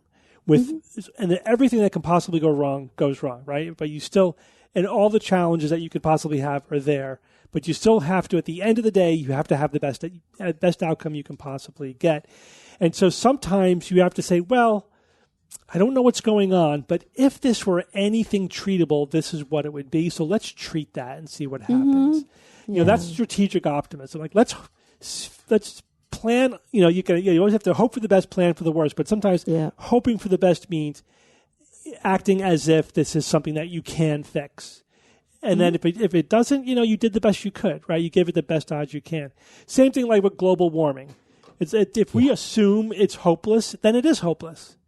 By definition, that makes the reality. But if you say, all right, I'm going to go down fighting, or I'm going to do everything I can and constantly change strategy and try like Michael Mann is doing, why I picked him, like just constantly doing what we can do to make it less bad or try to move things in the right direction. And that's the key. It's a bit of a leap of faith. I don't know that it's going to affect the world, but it's better than doing nothing, right? It's better than just giving into the negativity. Well, and it will affect the world because, once again, hope is a moving target. And sometimes we're not talking about fixing something or putting things back the way they were. Sometimes we're talking about making it less bad. Yeah, less bad is not. But less bad is a good goal. Yeah, it is. Yes, and so basically, I think one of the only goals we got left with climate change is make it as little bad as we can. It really is. It's all about being less bad. Absolutely. Yep. Okay, let's move on to our In Memoriam segment. This is where we look back at all the people we lost this year. Focusing on scientists and skeptics, but we throw in some other, celebrity favorites that we have. I have a list. I don't know if you guys have any names, but I'll just go through my list. If I missed anybody, then you can chime in. Are they in reverse alphabetical order? No. They're. I'm going to start with a couple of skeptics. Top of the list, of course, is Joe Nickell. Yes. Joe Nickell also. Joe. Again, Joe is, a tireless skeptic. A real, he was an investigator. He was there was a time. Oh my God! Yeah. When he was really the only full-time. He might have been, the only full-time skeptical investigator in the world. Yeah. And he would do the nitty-gritty hard work. He wouldn't just write opinions or use broad brushstrokes. He would do the nitty-gritty investigative work, and he would do the work that we would cite to say, look, he did all the hard work, and this is what that analysis shows, etc. It was really indispensable. He's also someone like Barry Carr that we met very early on in our skeptical careers, who was, very friendly, very supportive, a great resource. Yeah. And, he was just, a fantastic guy. Really sorry, to see him go. Yeah, that one hurt, man. Yeah. Damn. There's also one of our listeners emailed us to remind us that Randy Snyder died this year. So he was also an influential skeptic, mainly in the ex-Mormon community. Did you know him, Kara? No, but we had him on the show. We did have him on the show once. Yeah. Back in, I think, episode 416. Yeah, a long time ago. Oh, wow. Mm-hmm. And then there was also Robert Lee Nadeau, who was an American academic and activist against climate denial, not known for outspoken criticism of climate change, misinformation, and deniers. So those are the three people kind of in the skeptical category that I found. And then for scientists, I think there's a few famous scientists who died this year. Jane Goodall, not too long ago. Yeah. Dr. Goodall. She had an amazing career. Obviously, best known for her work with chimpanzees, but also a tireless advocate just for the environment and animal welfare. And I criticized her once. Yeah, we did. We did. She said some gullible things about Bigfoot. But nobody's above criticism. Look, not all scientists are skeptics at the same level that we are, right? Or not exposed to what we concentrate on. They're concentrating on the work they're doing, which is fine. right? Yeah, but then I they don't kind of think- speak outside of their element a little bit, and this is what happens, and it can happen to the best of them. And Jane Goodall is an example of that. Skepticism is a unique skill set. You just It not is, yeah. automatically It is. go along with being a scientist, unfortunately. Yeah. And I Mine don't is think falling. she ever claimed Hello. to be a skeptic either. No. Correct. Right, Right. right, She was not right. pretending to be something she's not. Right. And also, the other big name this year was James Watson. Also, James completely Watson. beyond any criticism, right? Oh yeah. Yeah. It's rough. I have a paradigm decently of virtue. representative quote about him. This is from science historian Nathaniel Comfort. Said, the most famous scientist of the 20th century and the most infamous of the 21st. Yeah. Which kind of does Okay. it a little bit of justice right there. I mean, the racist views, sexist views were not good. He worked for decades and moved up the ladder at Cold Spring Harbor Laboratory, CSHL. And in 2019, they revoked his emeritus status and they condemned him for, I quote, the misuse of science to justify prejudice. I mean, that's just like, damn, man. And it's important to remember, too, that it's not just, I think sometimes we hear people, and we had this argument or this conversation before where it's like, well, he was of an era. And, some people might say, hey, he lived a little too long. Like if he had died earlier, maybe he wouldn't have gone down in history that way. But we have people like Attenborough who are 101, right? Like we've got people alive today who were alive when he was alive who didn't espouse those views. We have to remember that. But Yes. so, of course, he's the most famous for discovering Double the helix. DNA helix structure with Crick. Watson and Crick, everybody knows those names. And Rosalind Franklin. Yes, Yes. and even then, he used Didn't she- data and ideas from Rosalind Franklin and biophysicist Maurice Wilkins without attributing them, and they didn't get, and not get the even Nobel with Prize. Franklin's permission.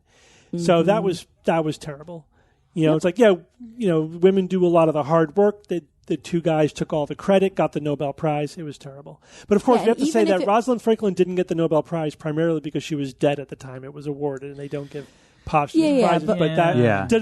doesn't erase the fact that that she was abused.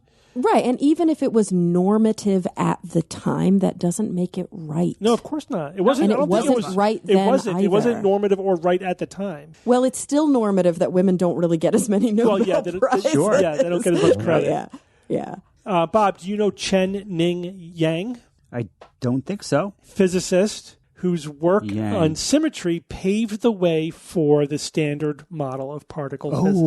Oh, I know I've come across his name. Probably just like two initials and Yang, and that was like, and he was yeah. on papers that I've read. So yeah, I So probably yeah, have. massive work for in the standard model, standard which model, of course, man. I mean, the Oof. standard model is at the core of physics Huge. today. Absolutely. There's so. another physicist. This is an astrophysicist, George Smoot. Oh, yeah, Yes. Smoot. Yes, Yeah, so he yeah. won the Nobel Prize in Physics in 2006 for his work on the Cosmic Background Explorer. Oh, And yeah. work with John Mather led to the discovery of the black body form of anisotropy of the cosmic microwave background Yeah, man. radiation. Huge, man. That's great. We probably mentioned him on the show, Yep. potentially in 2006. Oh, didn't David Baltimore die this year, too? Yep. David Yeah, Baltimore. he's another Nobel laureate, right? Yep, Nobel Prize for discoveries concerning the interaction between tumor viruses and the genetic material of this cell. Well, and he did so much in, I think in the HIV/AIDS space. There are a bunch of other Nobel laureates who died this year. George Smith, 2009 Nobel Prize in Physics for the invention of an imaging semiconductor circuit, the CCD sensor. So that which has coupled become device. Charge coupled Nice. device? yeah, exactly, which is like all of digital photography. Every camera, right? Yeah, Wow, that's huge. And by the way, David Baltimore discovered reverse transcriptase. yeah, Whoa. That's enormous. yeah. That's That's enormous. Yeah. quite Yeah. Can huge. you tell yeah. for the audience and my sake what that is? Well, it explained basically how HIV can replicate, I see. and it's like one of the foundational understandings to we wouldn't have gene therapy without understanding reverse transcriptase. Yeah, it's how you get Yeah, RNA they- back into DNA, basically. Mm-hmm. Exactly, and that's how reverse. it gets embedded into the genome by viruses. Yep. John Gurdon, Nobel Prize for research into turning mature cells into stem cells. We just talked about this too, about Yeah. the stem cell ban and how that was sidestepped by this science, figuring out how to turn skin cells into stem cells. So he got a Nobel Prize for that research. Hamilton Smith, Nobel Prize in 1978 for discovering restriction enzymes, also huge in biology. So I think that was all the Nobel laureates that I came across. But a few other physicists, or a few other scientists who were not Nobel laureates but did work. Richard Garwin. Anybody Ooh, that recognize rings that a name? bell. No. So he came up with the first design for a hydrogen bomb. Oh, wow! Really? Yeah, maybe not the legacy you want, but it was still important, you know. So not just a fission bomb, a fusion. A bomb. fusion bomb. Yeah, a fusion Yeah, bomb. right. In the 50s, I suppose. Xavier Lepichon helped create the field of plate tectonics. Oh. Cool name too. Yeah, right. Elizabeth Verba. Anybody recognize that name? I do. Verba. I do. Elizabeth Verba from evolutionary biology. So she's somebody. I read a ton of Stephen Jay Gould, so I know about her, through that work. So she was also at Yale. So the reason why I know her. So she developed the turnover pulse hypothesis, coined the phrase exaptation with Stephen Jay Gould. Nice. Wow. So the turnover pulse hypothesis is the notion that an ecosystem reaches a stability, and then something happens to destabilize the ecosystem, whether it is climate change or some key index species goes extinct or the invasion of another species or whatever. The ecosystem gets destabilized, and then in a pulse of turnover, a lot of the species change until you reach a new stable ecosystem. Wow. And what is exaptation? Who wants to define that word for me? Oh, I used to know. We did it on the Damn show. It. Yeah. Exaptation. E-X-A-P. Yeah. It's when Like one adaptation. trait gets used for something different later, Yep. right? Yeah, it's evolved for one purpose and then it gets Well, that's kind of co-opted important. for something else. Yeah. That's what evolution is, man. That's Totally. That's awesome. That's critical. Key What a critical concept concept. of evolution. Absolutely. Darlene Christian Hoffman confirmed the existence of seaborgium, element 106. Nice. Wow. Seaborgium. That sounds Memoriam. fake. That sounds gotten that, fake. right? That's ridiculous.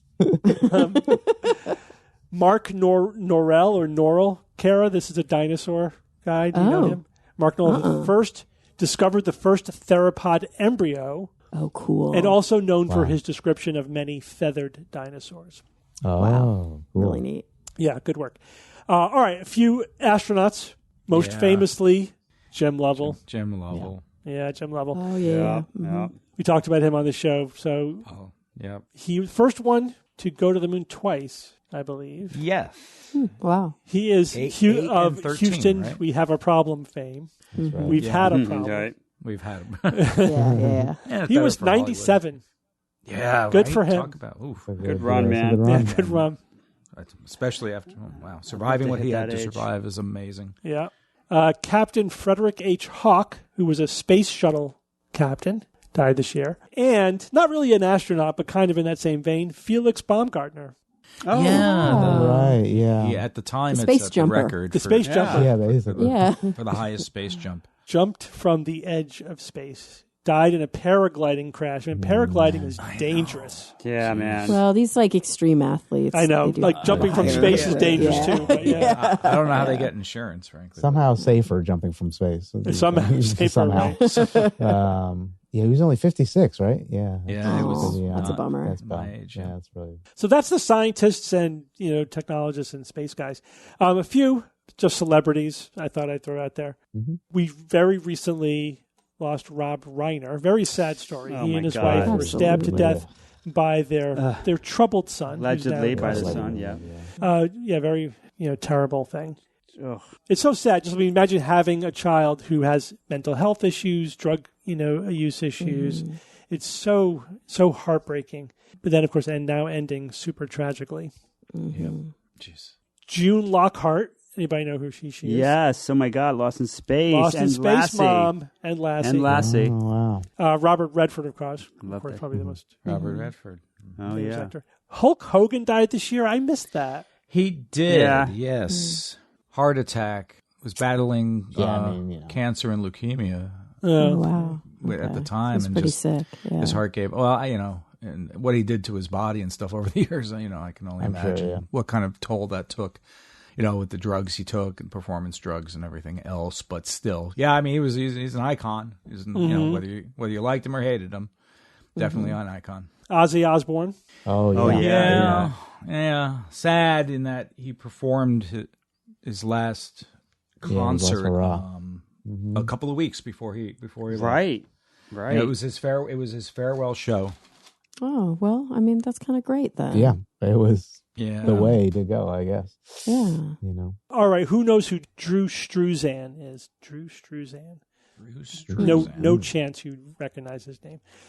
But you do recognize his work. Oh. He's an artist. Okay. Famous Paintings? for innovating the movie poster. Wow. Responsible for such iconic movie posters as Star Wars, Indiana Jones, Back to the Future, E.T., Blade Runner, The Goonies, First Blood, Bob, you'll love this one, The Shawshank Redemption, The Thing, Nice. and The Harry Thing, Potter and the classic. Sorcerer's Stone. Wow. Oh, so they called on him when they needed. Yeah. So did he invent that kind of stacking pyramidal-ish shape? Exactly. Okay, that was his thing. That's very cool. What was it? Stacking what? Well, you know how movie think of Star Wars movie poster. At least what comes into my head is like the head, the people's heads in a pyramidal shape or a triangular shape. Yeah. You know, kind of like or a tree or whatever. I had a Star Wars poster. You would be surprised, though, at the calculus that goes into determining whose head is where and where the names are. This is all about negotiating with the actors and the actors' people, because sometimes you have the people, the stars A, B, and C, their heads, but above them it's C-A-B, because it's a different set of rules for where the name goes to where the head goes and how big it is. It's this whole thing that probably makes it a horrible process to go through to figure out whose head goes where, how big, where the names go. It's this whole thing that I read. It was fascinating. Maybe they should just make the movies better, you know, and not focus so much on that side. Well, when I think about those iconic movie posters, I also think about the typeface and the actual title of the movie. How it takes up so much and it has such a presence in those movie posters.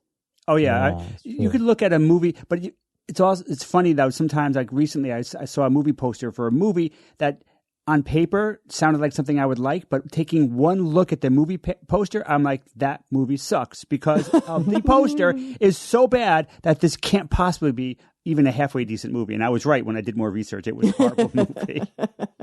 I mean, would you say that about The Room? Have you seen Tommy Wiseau's The Room? It's like a ridiculous cover, but it's one of the best terrible movies ever. Oh, yeah. So, I don't know. 1977 Star Wars poster sold for a record $3.875 million in auction this month. Just this month. That doesn't surprise me. Wow, an original. It's an amazing poster. Remember, you guys are all like, I would pay that if I had it. I had it. Like, talk I have about $3 the million font. on my wall. That Star Wars font itself is iconic. You have Darth Vader's head, Luke Skywalker with the lightsaber over his head, Princess Leia. Han Solo's not even in the picture.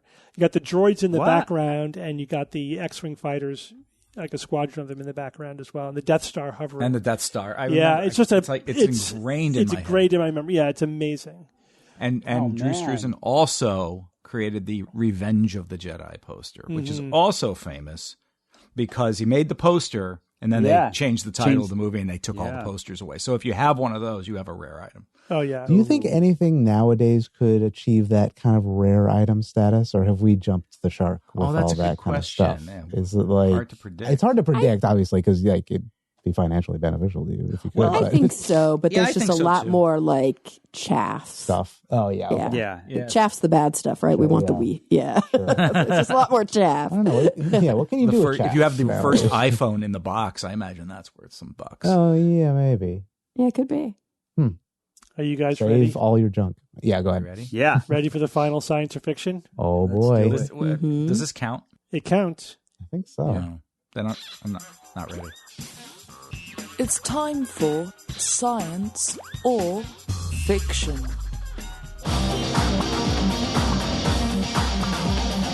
All right, each week I come up with 3 science news items or facts, 2 real and 1 fake, and then I challenge my panel of skeptics to tell me which one is the fake. But on this episode, first we're going to go over statistics for 2025. Nice. So we'll give you just the percentages. So Don't be depressed already. Come on. in last place, Higher math. last place Shifting hope. is Jay at 57.4%. That's if 57.4 is That's last not bad. place, That's really very not bad. good. Yeah. Last place used to be we would have 30s and 40s. In some He years. was busy negotiating those rooms, okay? You guys all generally had a good year. I definitely Are have we to getting up my better or are you game. slacking? Oh. I think you're getting better. I mean, I thought I came up with good items, and you sniff You it out did. like, what the? You go, I don't know what's going on. I have no idea. It's this one. Like, shit. It's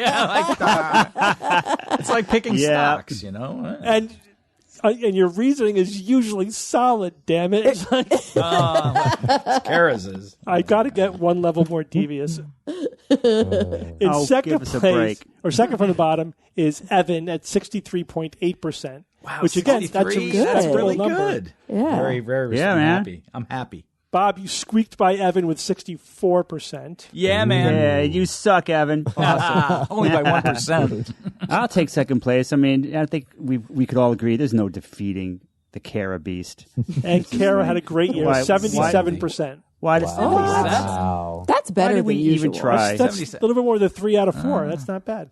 Yeah, That's more really like good. an anomaly. That might be kind of. I think that's your best year. We need to investigate this a little. Well, I wonder how nuts. many times I went first. I bet you I think one of my skills is riding on you guys' coattails. Yeah. It's recognizing which of you are making better arguments. It's You're tough. inviting Like, us up on I the don't know. podium I don't with think I you love need that. our help. I don't No, think really, you I need do. our help I too do. much. I bet you if you look at the number of times that I win when I go first, it's real low. it's tough because I hear I want to be fair with who I go first, but I don't want everyone riding on your coattails every week either. So I Right, do, that's the thing. You have to be smart about, and a lot of times it's about the topic, It's about the right? Like when it's a topic. physics thing, throw me first. It doesn't matter. oh, totally. Yeah, and like- then Steve gives me a dream science or fiction last week, and it's like, all right, I'm gonna get this one, and then everyone got it. Like, what the hell, man?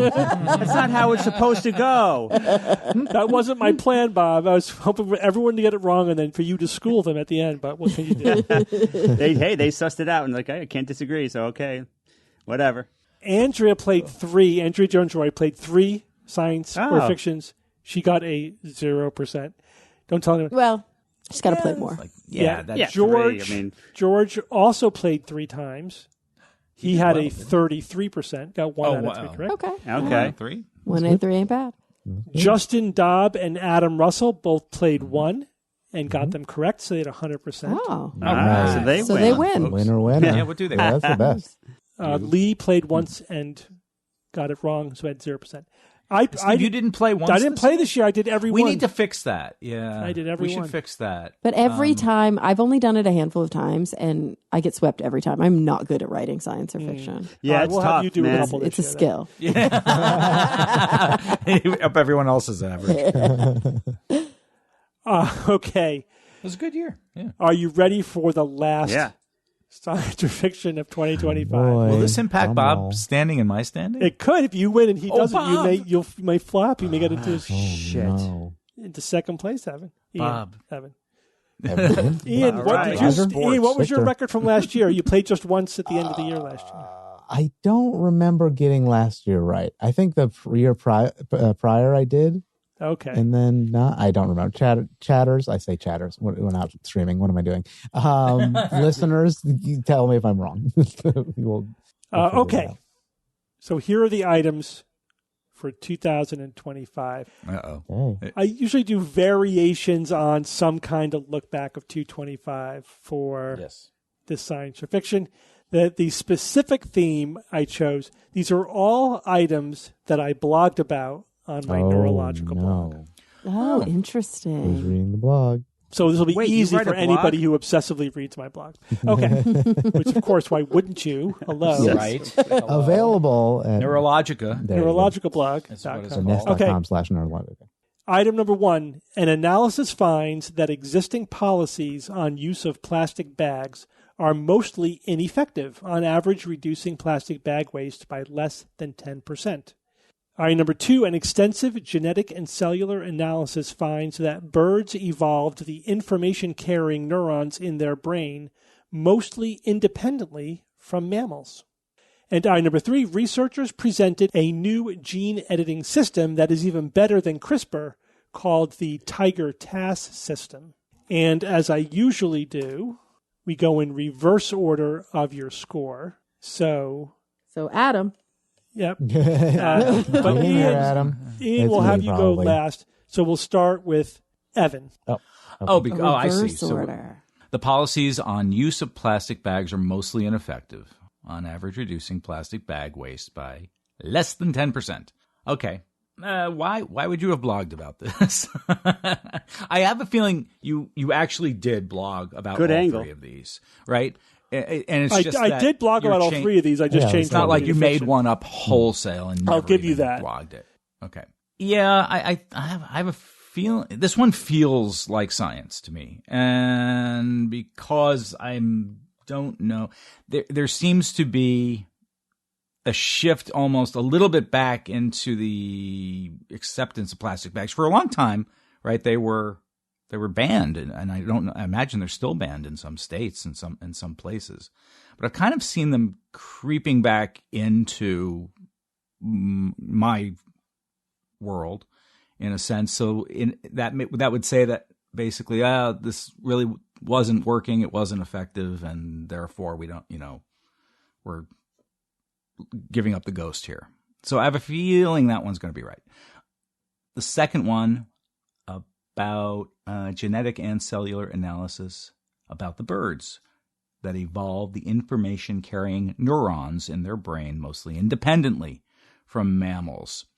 That strikes me as significant, although I couldn't tell you exactly why that would be the case.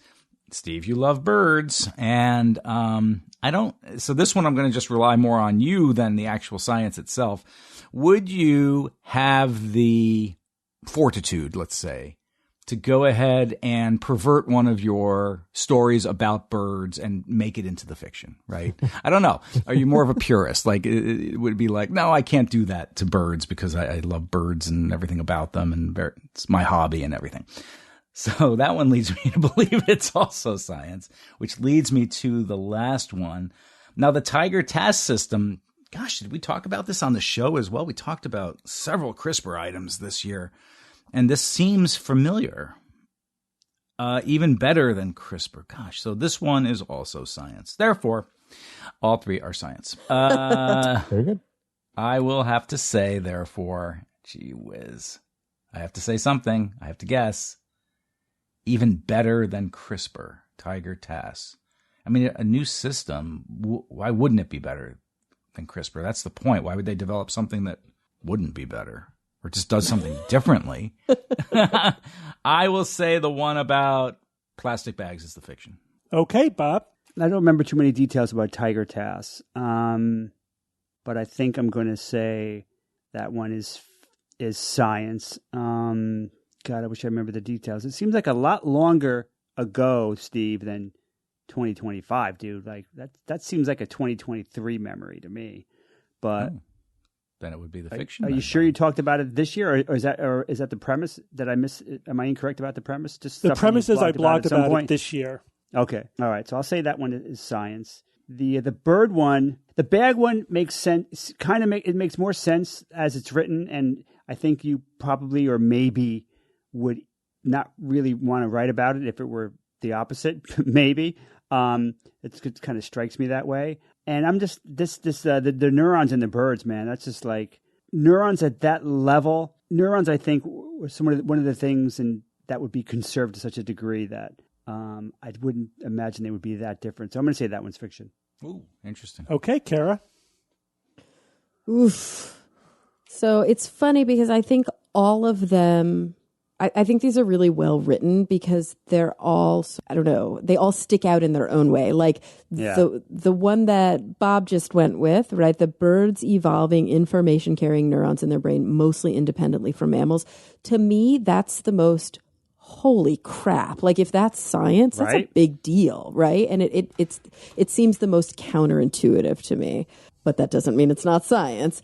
And the one about Tiger TAS or Tigger TAS, I love what Evan said. Well, of course it's better than CRISPR. It wouldn't be newsworthy if they were like, we came up with a system that's worse than CRISPR. The fact that I don't remember this at all is that's a bummer. And I don't know if that is an indictment of my memory or my attention. I'm not really sure. But this one definitely seems the most, well, not the most plausible, but this one seems plausible. And if this one is science, that's like amazing. So this one's, holy crap, that's amazing. The bird one is, oh my gosh, I can't believe that's true. And then the plastic bag one, it's funny that you put your nickel down on that, Evan, because it sounded like you weren't going to go with this at all. Yeah, You were right. like, no, But I was 10%. basing it only on my own personal experience, which is useless, right? Yeah, That's why so- it is. My personal experience is that I live in California, right? And so we are in many ways a leader in this type of regulation. And from what I understand, first of all, there are a ton of loopholes and there are a ton of reasons why plastic bag bans do fail, because like here, just as an aside, there's this stupid thing, and I think they're about to outlaw it in LA, but there's this stupid thing where you can sell reusable plastic bags. They're like slightly thicker. Yeah. And so the idea is that people will use them more often, but it's just worse plastic to break down in the Use the environment. Yeah, it's a fabric. bad Right. idea. Paper, right? Like I only use paper bags. Or reusable. For the reusables. I use reusables all the time. That's the Like way if to you're go, but I gonna always forget ban 'em. plastic, you have to ban it outright. And we've got to remember that the way you worded this is very careful, Steve. An analysis finds that existing policies on use of plastic bags are mostly ineffective. So that includes all those loopholes. But then it says on average reducing plastic bag waste by less than 10%. And I just don't think that's true. I think places where there are policies in place, we see a bigger reduction. I think we could see an even bigger reduction, though, if there weren't so many like stupid loopholes. But 10% seems really low to me, so I'm going to say that's the fiction. Okay, and Ian. Okay, so I'm going to go backwards a little bit, just because when I heard you say CRISPR and tiger tass, I was like, it has to be ending with tastic. Tiger tastic. I was like, this is clearly a Tiger lie. King Tass or something. But then when you sent it to us, so I saw it written. I was like, okay, maybe it's not. Maybe it is actually scientists, writing a fun little name. At least in my head, that's how it comes out with. I could see, but it's saying even better seems a weird thing, as opposed to like maybe it has this different use case that is maybe more tailored to something. So maybe that's where the even better thing is, like that they have slightly different specialties, whatever. So that seems like science to me, even though the even better thing kind of threw me a little bit. The birds, maybe I just don't understand how bird evolution and mammals, evolved, but I don't see why they wouldn't be independently evolving information carrying neurons. As opposed to like what dependency would they have?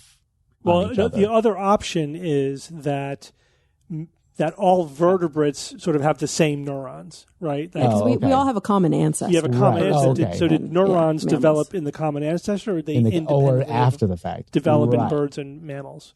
I see. Oh, Okay. definitely. So that does interesting add a wrinkle. I'm still going to go with my gut and say that the other word that throws me off is the mostly independently. It's like, wouldn't they be just like completely independently? But whatever. I still think that seems reasonable. Whatever. Convergent evolution. I don't know if that's even like the right terminology to use It that. is. Yeah. Okay, thank you. I win. And then an analysis finds that existing policies on use of plastic bags are mostly ineffective and blah, blah. Okay. I do hope that regulation does something. Like, please, God, let's that be somewhere. I will agree that like putting a lot of the onus on like the consumer seems to be, maybe that's like the wrong place when so many corporations pollute, blah, blah, blah. We all know that, I think. But I would hope I don't see plastic bags unless I go to like Virginia or Pennsylvania, and then it's like they just don't give a damn. But like in Connecticut or LA or like, California, it's like I don't see them. I don't even see those thicker plastic bags. It's funny that when you get to a certain thickness, they become like a reusable plastic bag that you don't want to throw out. But there's like this middle ground thickness where I'm like, yeah, it's close enough. I do want to throw it out. But anyway, yeah, it's got to be that's the fiction, that it is actually effective. Like it is reducing plastic bag waste. Please, Okay. science, please. Bob, which one did you pick again? Oh, wait, I picked, the neurons. The neurons. Okay. All right. So you all agree on the third one. So we'll start there. Researchers presented a new gene editing system that is even better than CRISPR, called the Tiger Tass system. You all think this one is science, and this one is Science. This is science. Yes, and we did talk about this on tiger. the show. Yeah, and it was better in a couple It's better. areas. It's got some interesting advantages. So it works on both strands of the DNA in terms of finding the match, and therefore is more more reliable. And it's also not limited in the way that CRISPR is. CRISPR, requires a certain particular sequence on the RNA to be able to find it, and those are the so-called PAM sequences, protospacer adjacent motifs. Jeez. Right? So CRISPR is PAM dependent. Tiger is PAM independent, which means it's more versatile and it's more accurate. So it has the potential to be even better than CRISPR. So it replaces great. CRISPR? Like, I was just going to do working that. on it, right? No, I haven't heard much about it lately, though. Well, it just came out this year. CRISPR's Also, had we've got to 10 remember, years. we don't hear much we just hear the word CRISPR a lot too.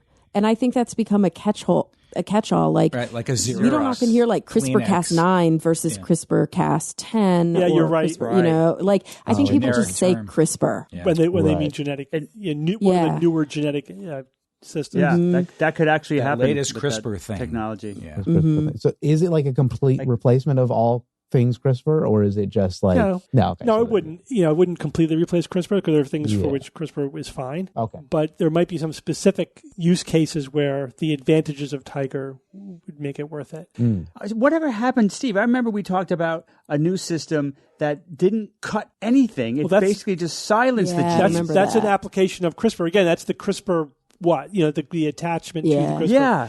That, to me, that was like, damn. it's basically a toggle. You could turn genes on and off without breaking them. So you could turn them back on again. Just silences the gene. Yeah, But that's the thing being is, used. it's probably being used. It is being used. We're, It's totally being used. we're just not Yeah, always so specific about the exact mechanism at play because it gets really in the weeds. Yeah, I got to look at that specifically. I thought it could replace a lot of regular CRISPR-Cas9. I mean, because it just seemed like you're not cutting anything out, so you're just silencing, and you could just turn it on and off. If there's a mistake, turn it on. You don't have to even worry about cutting or reinserting or anything. I don't know. It just seemed like a great advance that I just don't remember coming across in my news item searches every week. Well, you But need whatever, to read it's the there. neurological blog. Dig obviously. deep, dig deep, and you'll see. Yeah, I doubt it's even being Okay. really highlighted. Dig, Yeah. All right, let's go back to number 2. An extensive genetic and cellular analysis finds that birds evolved the information-carrying neurons in their brain mostly independently from mammals. Bob, you think this one is the fiction. Everyone else thinks this one is science. So this is a very interesting news item. Have you ever heard the term the pallium? Yeah. Nope. Bob, where do you hear it from? Isn't that the name of the publication for the high school we went Yes, to? it Canterbury? is. That's What do you mean? How can you say that then? Have anyone heard of something only Bob and I? The newspaper of the No, because, sure it has- I'm because sure it has Evan, another it use. means something. It's not a random word that they made up. The pallium is basically the cerebral cortex, right? So they use that as the name for their monthly magazine. But so the question is, and all vertebrates have a pallium, right? Sure. But the question is, how much of the structure, especially at the cellular and genetic level, how much of that is from a common vertebrate ancestor, and how much of it were evolved independently in reptiles, birds, and mammals? And they are really Right. different. Like Organizationally, they're it's different. really different in birds than it is in mammals. But is that really all different. organizational? Is that the networks, or is that the actual neurons themselves? Cellular level, man. Right, yeah, and how Yeah. would I definitely wouldn't know that. That's I know the that like answer from a we're looking mapping for. perspective, Yeah. it's Oh, wildly yeah, definitely. different. So they did a thorough analysis, looked at both the cells themselves and the genes. And what they found was, I'll quote one of the researchers, their neurons are born in different locations and developmental times in each species, indicating that they are not comparable neurons derived from a common ancestor. So this one is science. Sorry, Bob. That's so cool. Yeah. And crazy. But there were a couple of neurons in common. That's why I had to say mostly. But most of the neurons were like different genetics, different developmental biology. These evolved independently. Damn, man. Yeah. That's pretty awesome. That's wild. Wow. Yeah.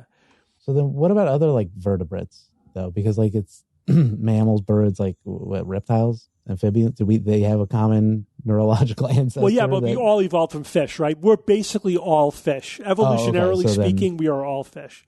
Right. But yeah, that's why they looked at the derived, groups, the reptiles, birds, and mammals. But are reptiles, I guess they don't really have a cortex, but they still have a They pallium. do. They have a pallium. Yeah. They don't have a neocortex. They don't have a neocortex. Yeah. Oh, But okay. They got the newsletter. There you go. Is theirs more similar to birds? No. No. So all three of us are Yeah. just different. All Okay. three are different. Oh, wow. All right, let's go back to number one. An analysis finds that existing policies on use of plastic bags are mostly ineffective, on average reducing plastic bag waste by less than 10%.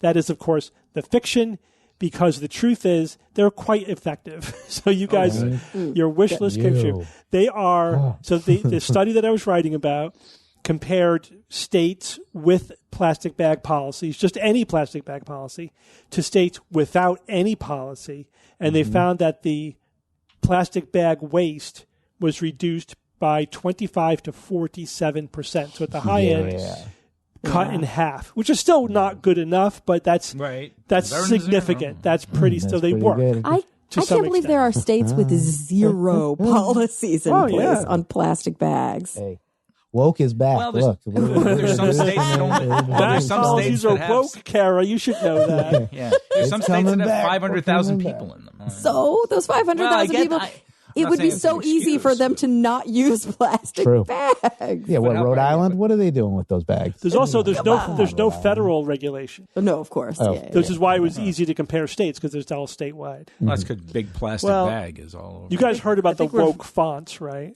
Yes, of course. Yes. Yeah, Times New Roman, I think. But Evan, Calibri- plastic Calibri is is a a real woke font. thing. Oh, No, my again- God. of course. Like, I get that you're being funny, but like big plastic is the reason for Big plastic. Big plastic. Yeah. No, it's a thing. True. I think you guys are Big missing oil. the important takeaway here. Oh, yes. Bob has fallen into third place. Did he? No. Even more important and tragic as that is this. I just realized, Carrie gets what, 77? I think she has an absolutely unfair advantage being and living in California. And Yeah. we should tell her you got to move to Texas to even it out a little bit. There you go, Florida. But to be fair, Bob, I'm from Texas and I did live in Florida. That's true. So Okay, but right. I lived in Texas longer than I have lived in California so far. And I lived in Florida for 1 year and New York for 1 year. So those they sort of cancel each You are other. red It's all the big electoral states in the country. And you drive a know. truck. And you drive a Right. truck. And you I'm drive a quad truck. coastal. I drive a hybrid truck. You go hybrid truck. You got to live for a year in Pennsylvania or something. I'm a very confusing Arkansas. person. And this is often why I'm frustrated because of items like this, Kara, because I forget these tangential connections you have to the topic that I'm talking about. Like, damn, she's from California. You forget all the ways in which you're going to find your way to because you're right. You just knew that, we have bag Yeah, laws. we have- They're way more and not effective only- than 10%. I'll Yeah. be reminding you, Steve. Not only do I live in California, I live in LA, and I don't live in West Hollywood, but I spend quite a bit of time in West Hollywood. And West Hollywood, I think, compared to the rest of the country, has the most progressive legislation. It's a tiny little city that is mostly LGBTQI plus. Their leadership is as well, and they banned fur, they banned foie gras. They were way early on the plastic bag and the straw and the styrofoam bans. It's got the Pink Pony Club. That's where all the people are going. No? Anybody? Sure. The song? Yeah. Yeah. I'm going to keep on dancing. There you go. All right, well, that's a wrap for 2025, guys. Oh, boy. Woo. Evan, you got to take us out with a quote. Hey. Yeah, well, we're going to tip our hat to an old friend with our quote tonight. Yes. Skepticism is an act of doing good in the world. Joe Nickel. Joe Nickel, great guy. Yep. Joe Nickel. Said that We miss on you, a buddy. Point of Inquiry podcast, and it was sweet and short, and Yeah. we miss you, Joe. We definitely miss you. Well, guys, it's been a blast doing the show with you in 2025. Yeah. let's Has do one been- more. We survived. Has do been one a little more year. island of sanity. One more year, true Bob. that. I'm with you. One more year. One more year. Bob only ever commits to 1 year at a time. That's the way to live your life, Bob. I got to re-up, man. I'll Will we re-up have 1 the year, but internet then in we'll 1 year? see. We'll see. Exactly. Ian, thanks for joining us. Of Ian, course. thanks, for all buddy. you do, Ian. Pleasure. Thank you so Yeah. much. And thank you, listeners, to all you do, especially when you go to patreon.com and /Skeptics Guide. Sorry. Oh, And subscribe. absolutely. For anyone out there who doesn't know, Ian is our tech guru. He is an absolute magician. I use that term Sometimes. metaphor. Yeah, sure. No, I'll take it. But seriously, I mean, it's amazing what this guy can do. You know, he handles all of our live streaming, all of our live events. It is kind of like we get in front of the camera, like, Ian, work your magic, make it happen. Yeah. And we're sitting there like, Ian, come on, it's taking Yes, two I know. minutes. I'm Hurry sorry. up. Yeah, you just push the button. I know. Yeah, just push the Ian. button. Don't Swing look the behind the dial. curtain. I I'm thought trying. of this new thing 2 seconds ago. Why isn't it happening? And also the extravaganzas, like the audience will throw Oh, out yeah. the Oh, yeah, man. weirdest, random, wacky shit, and he'll have an image of it in like 2 minutes. Not AI. Thank you. Not I make it AI. myself. That's true. Thank you No, so much. Yeah. Does it the old-fashioned way with Photoshop or something. Yeah. Oh, right. Very old fashioned. No, Ian, really, you have they become love Ian. indispensable to the SGU. We really appreciate yeah. Thank you the work very you do much. for us. I Yep, appreciate you're never getting that. out. Thank you. Integral, bro. Oh, wait. Is that a good thing or bad? Am I stuck? Oh, no. Once you're all the way in, you never get out. You never get out. All right, Keep guys. bringing me back in. Thank you again. Thanks See you for next year. thanks for 2025. Thanks for joining me this week. Thanks, Steve. And Our until pleasure. next week and next year, this is your Skeptic's Guide to the Universe. Skeptic's Guide to the Universe is produced by SGU Productions, dedicated to promoting science and critical thinking. For more information, visit us at theskepticsguide.org. Send your questions to info@theskepticsguide.org. And if you would like to support the show and all the work that we do, go to patreon.com/skepticsguide and consider becoming a patron and becoming part of the SGU community. Our listeners and supporters are what make SGU possible.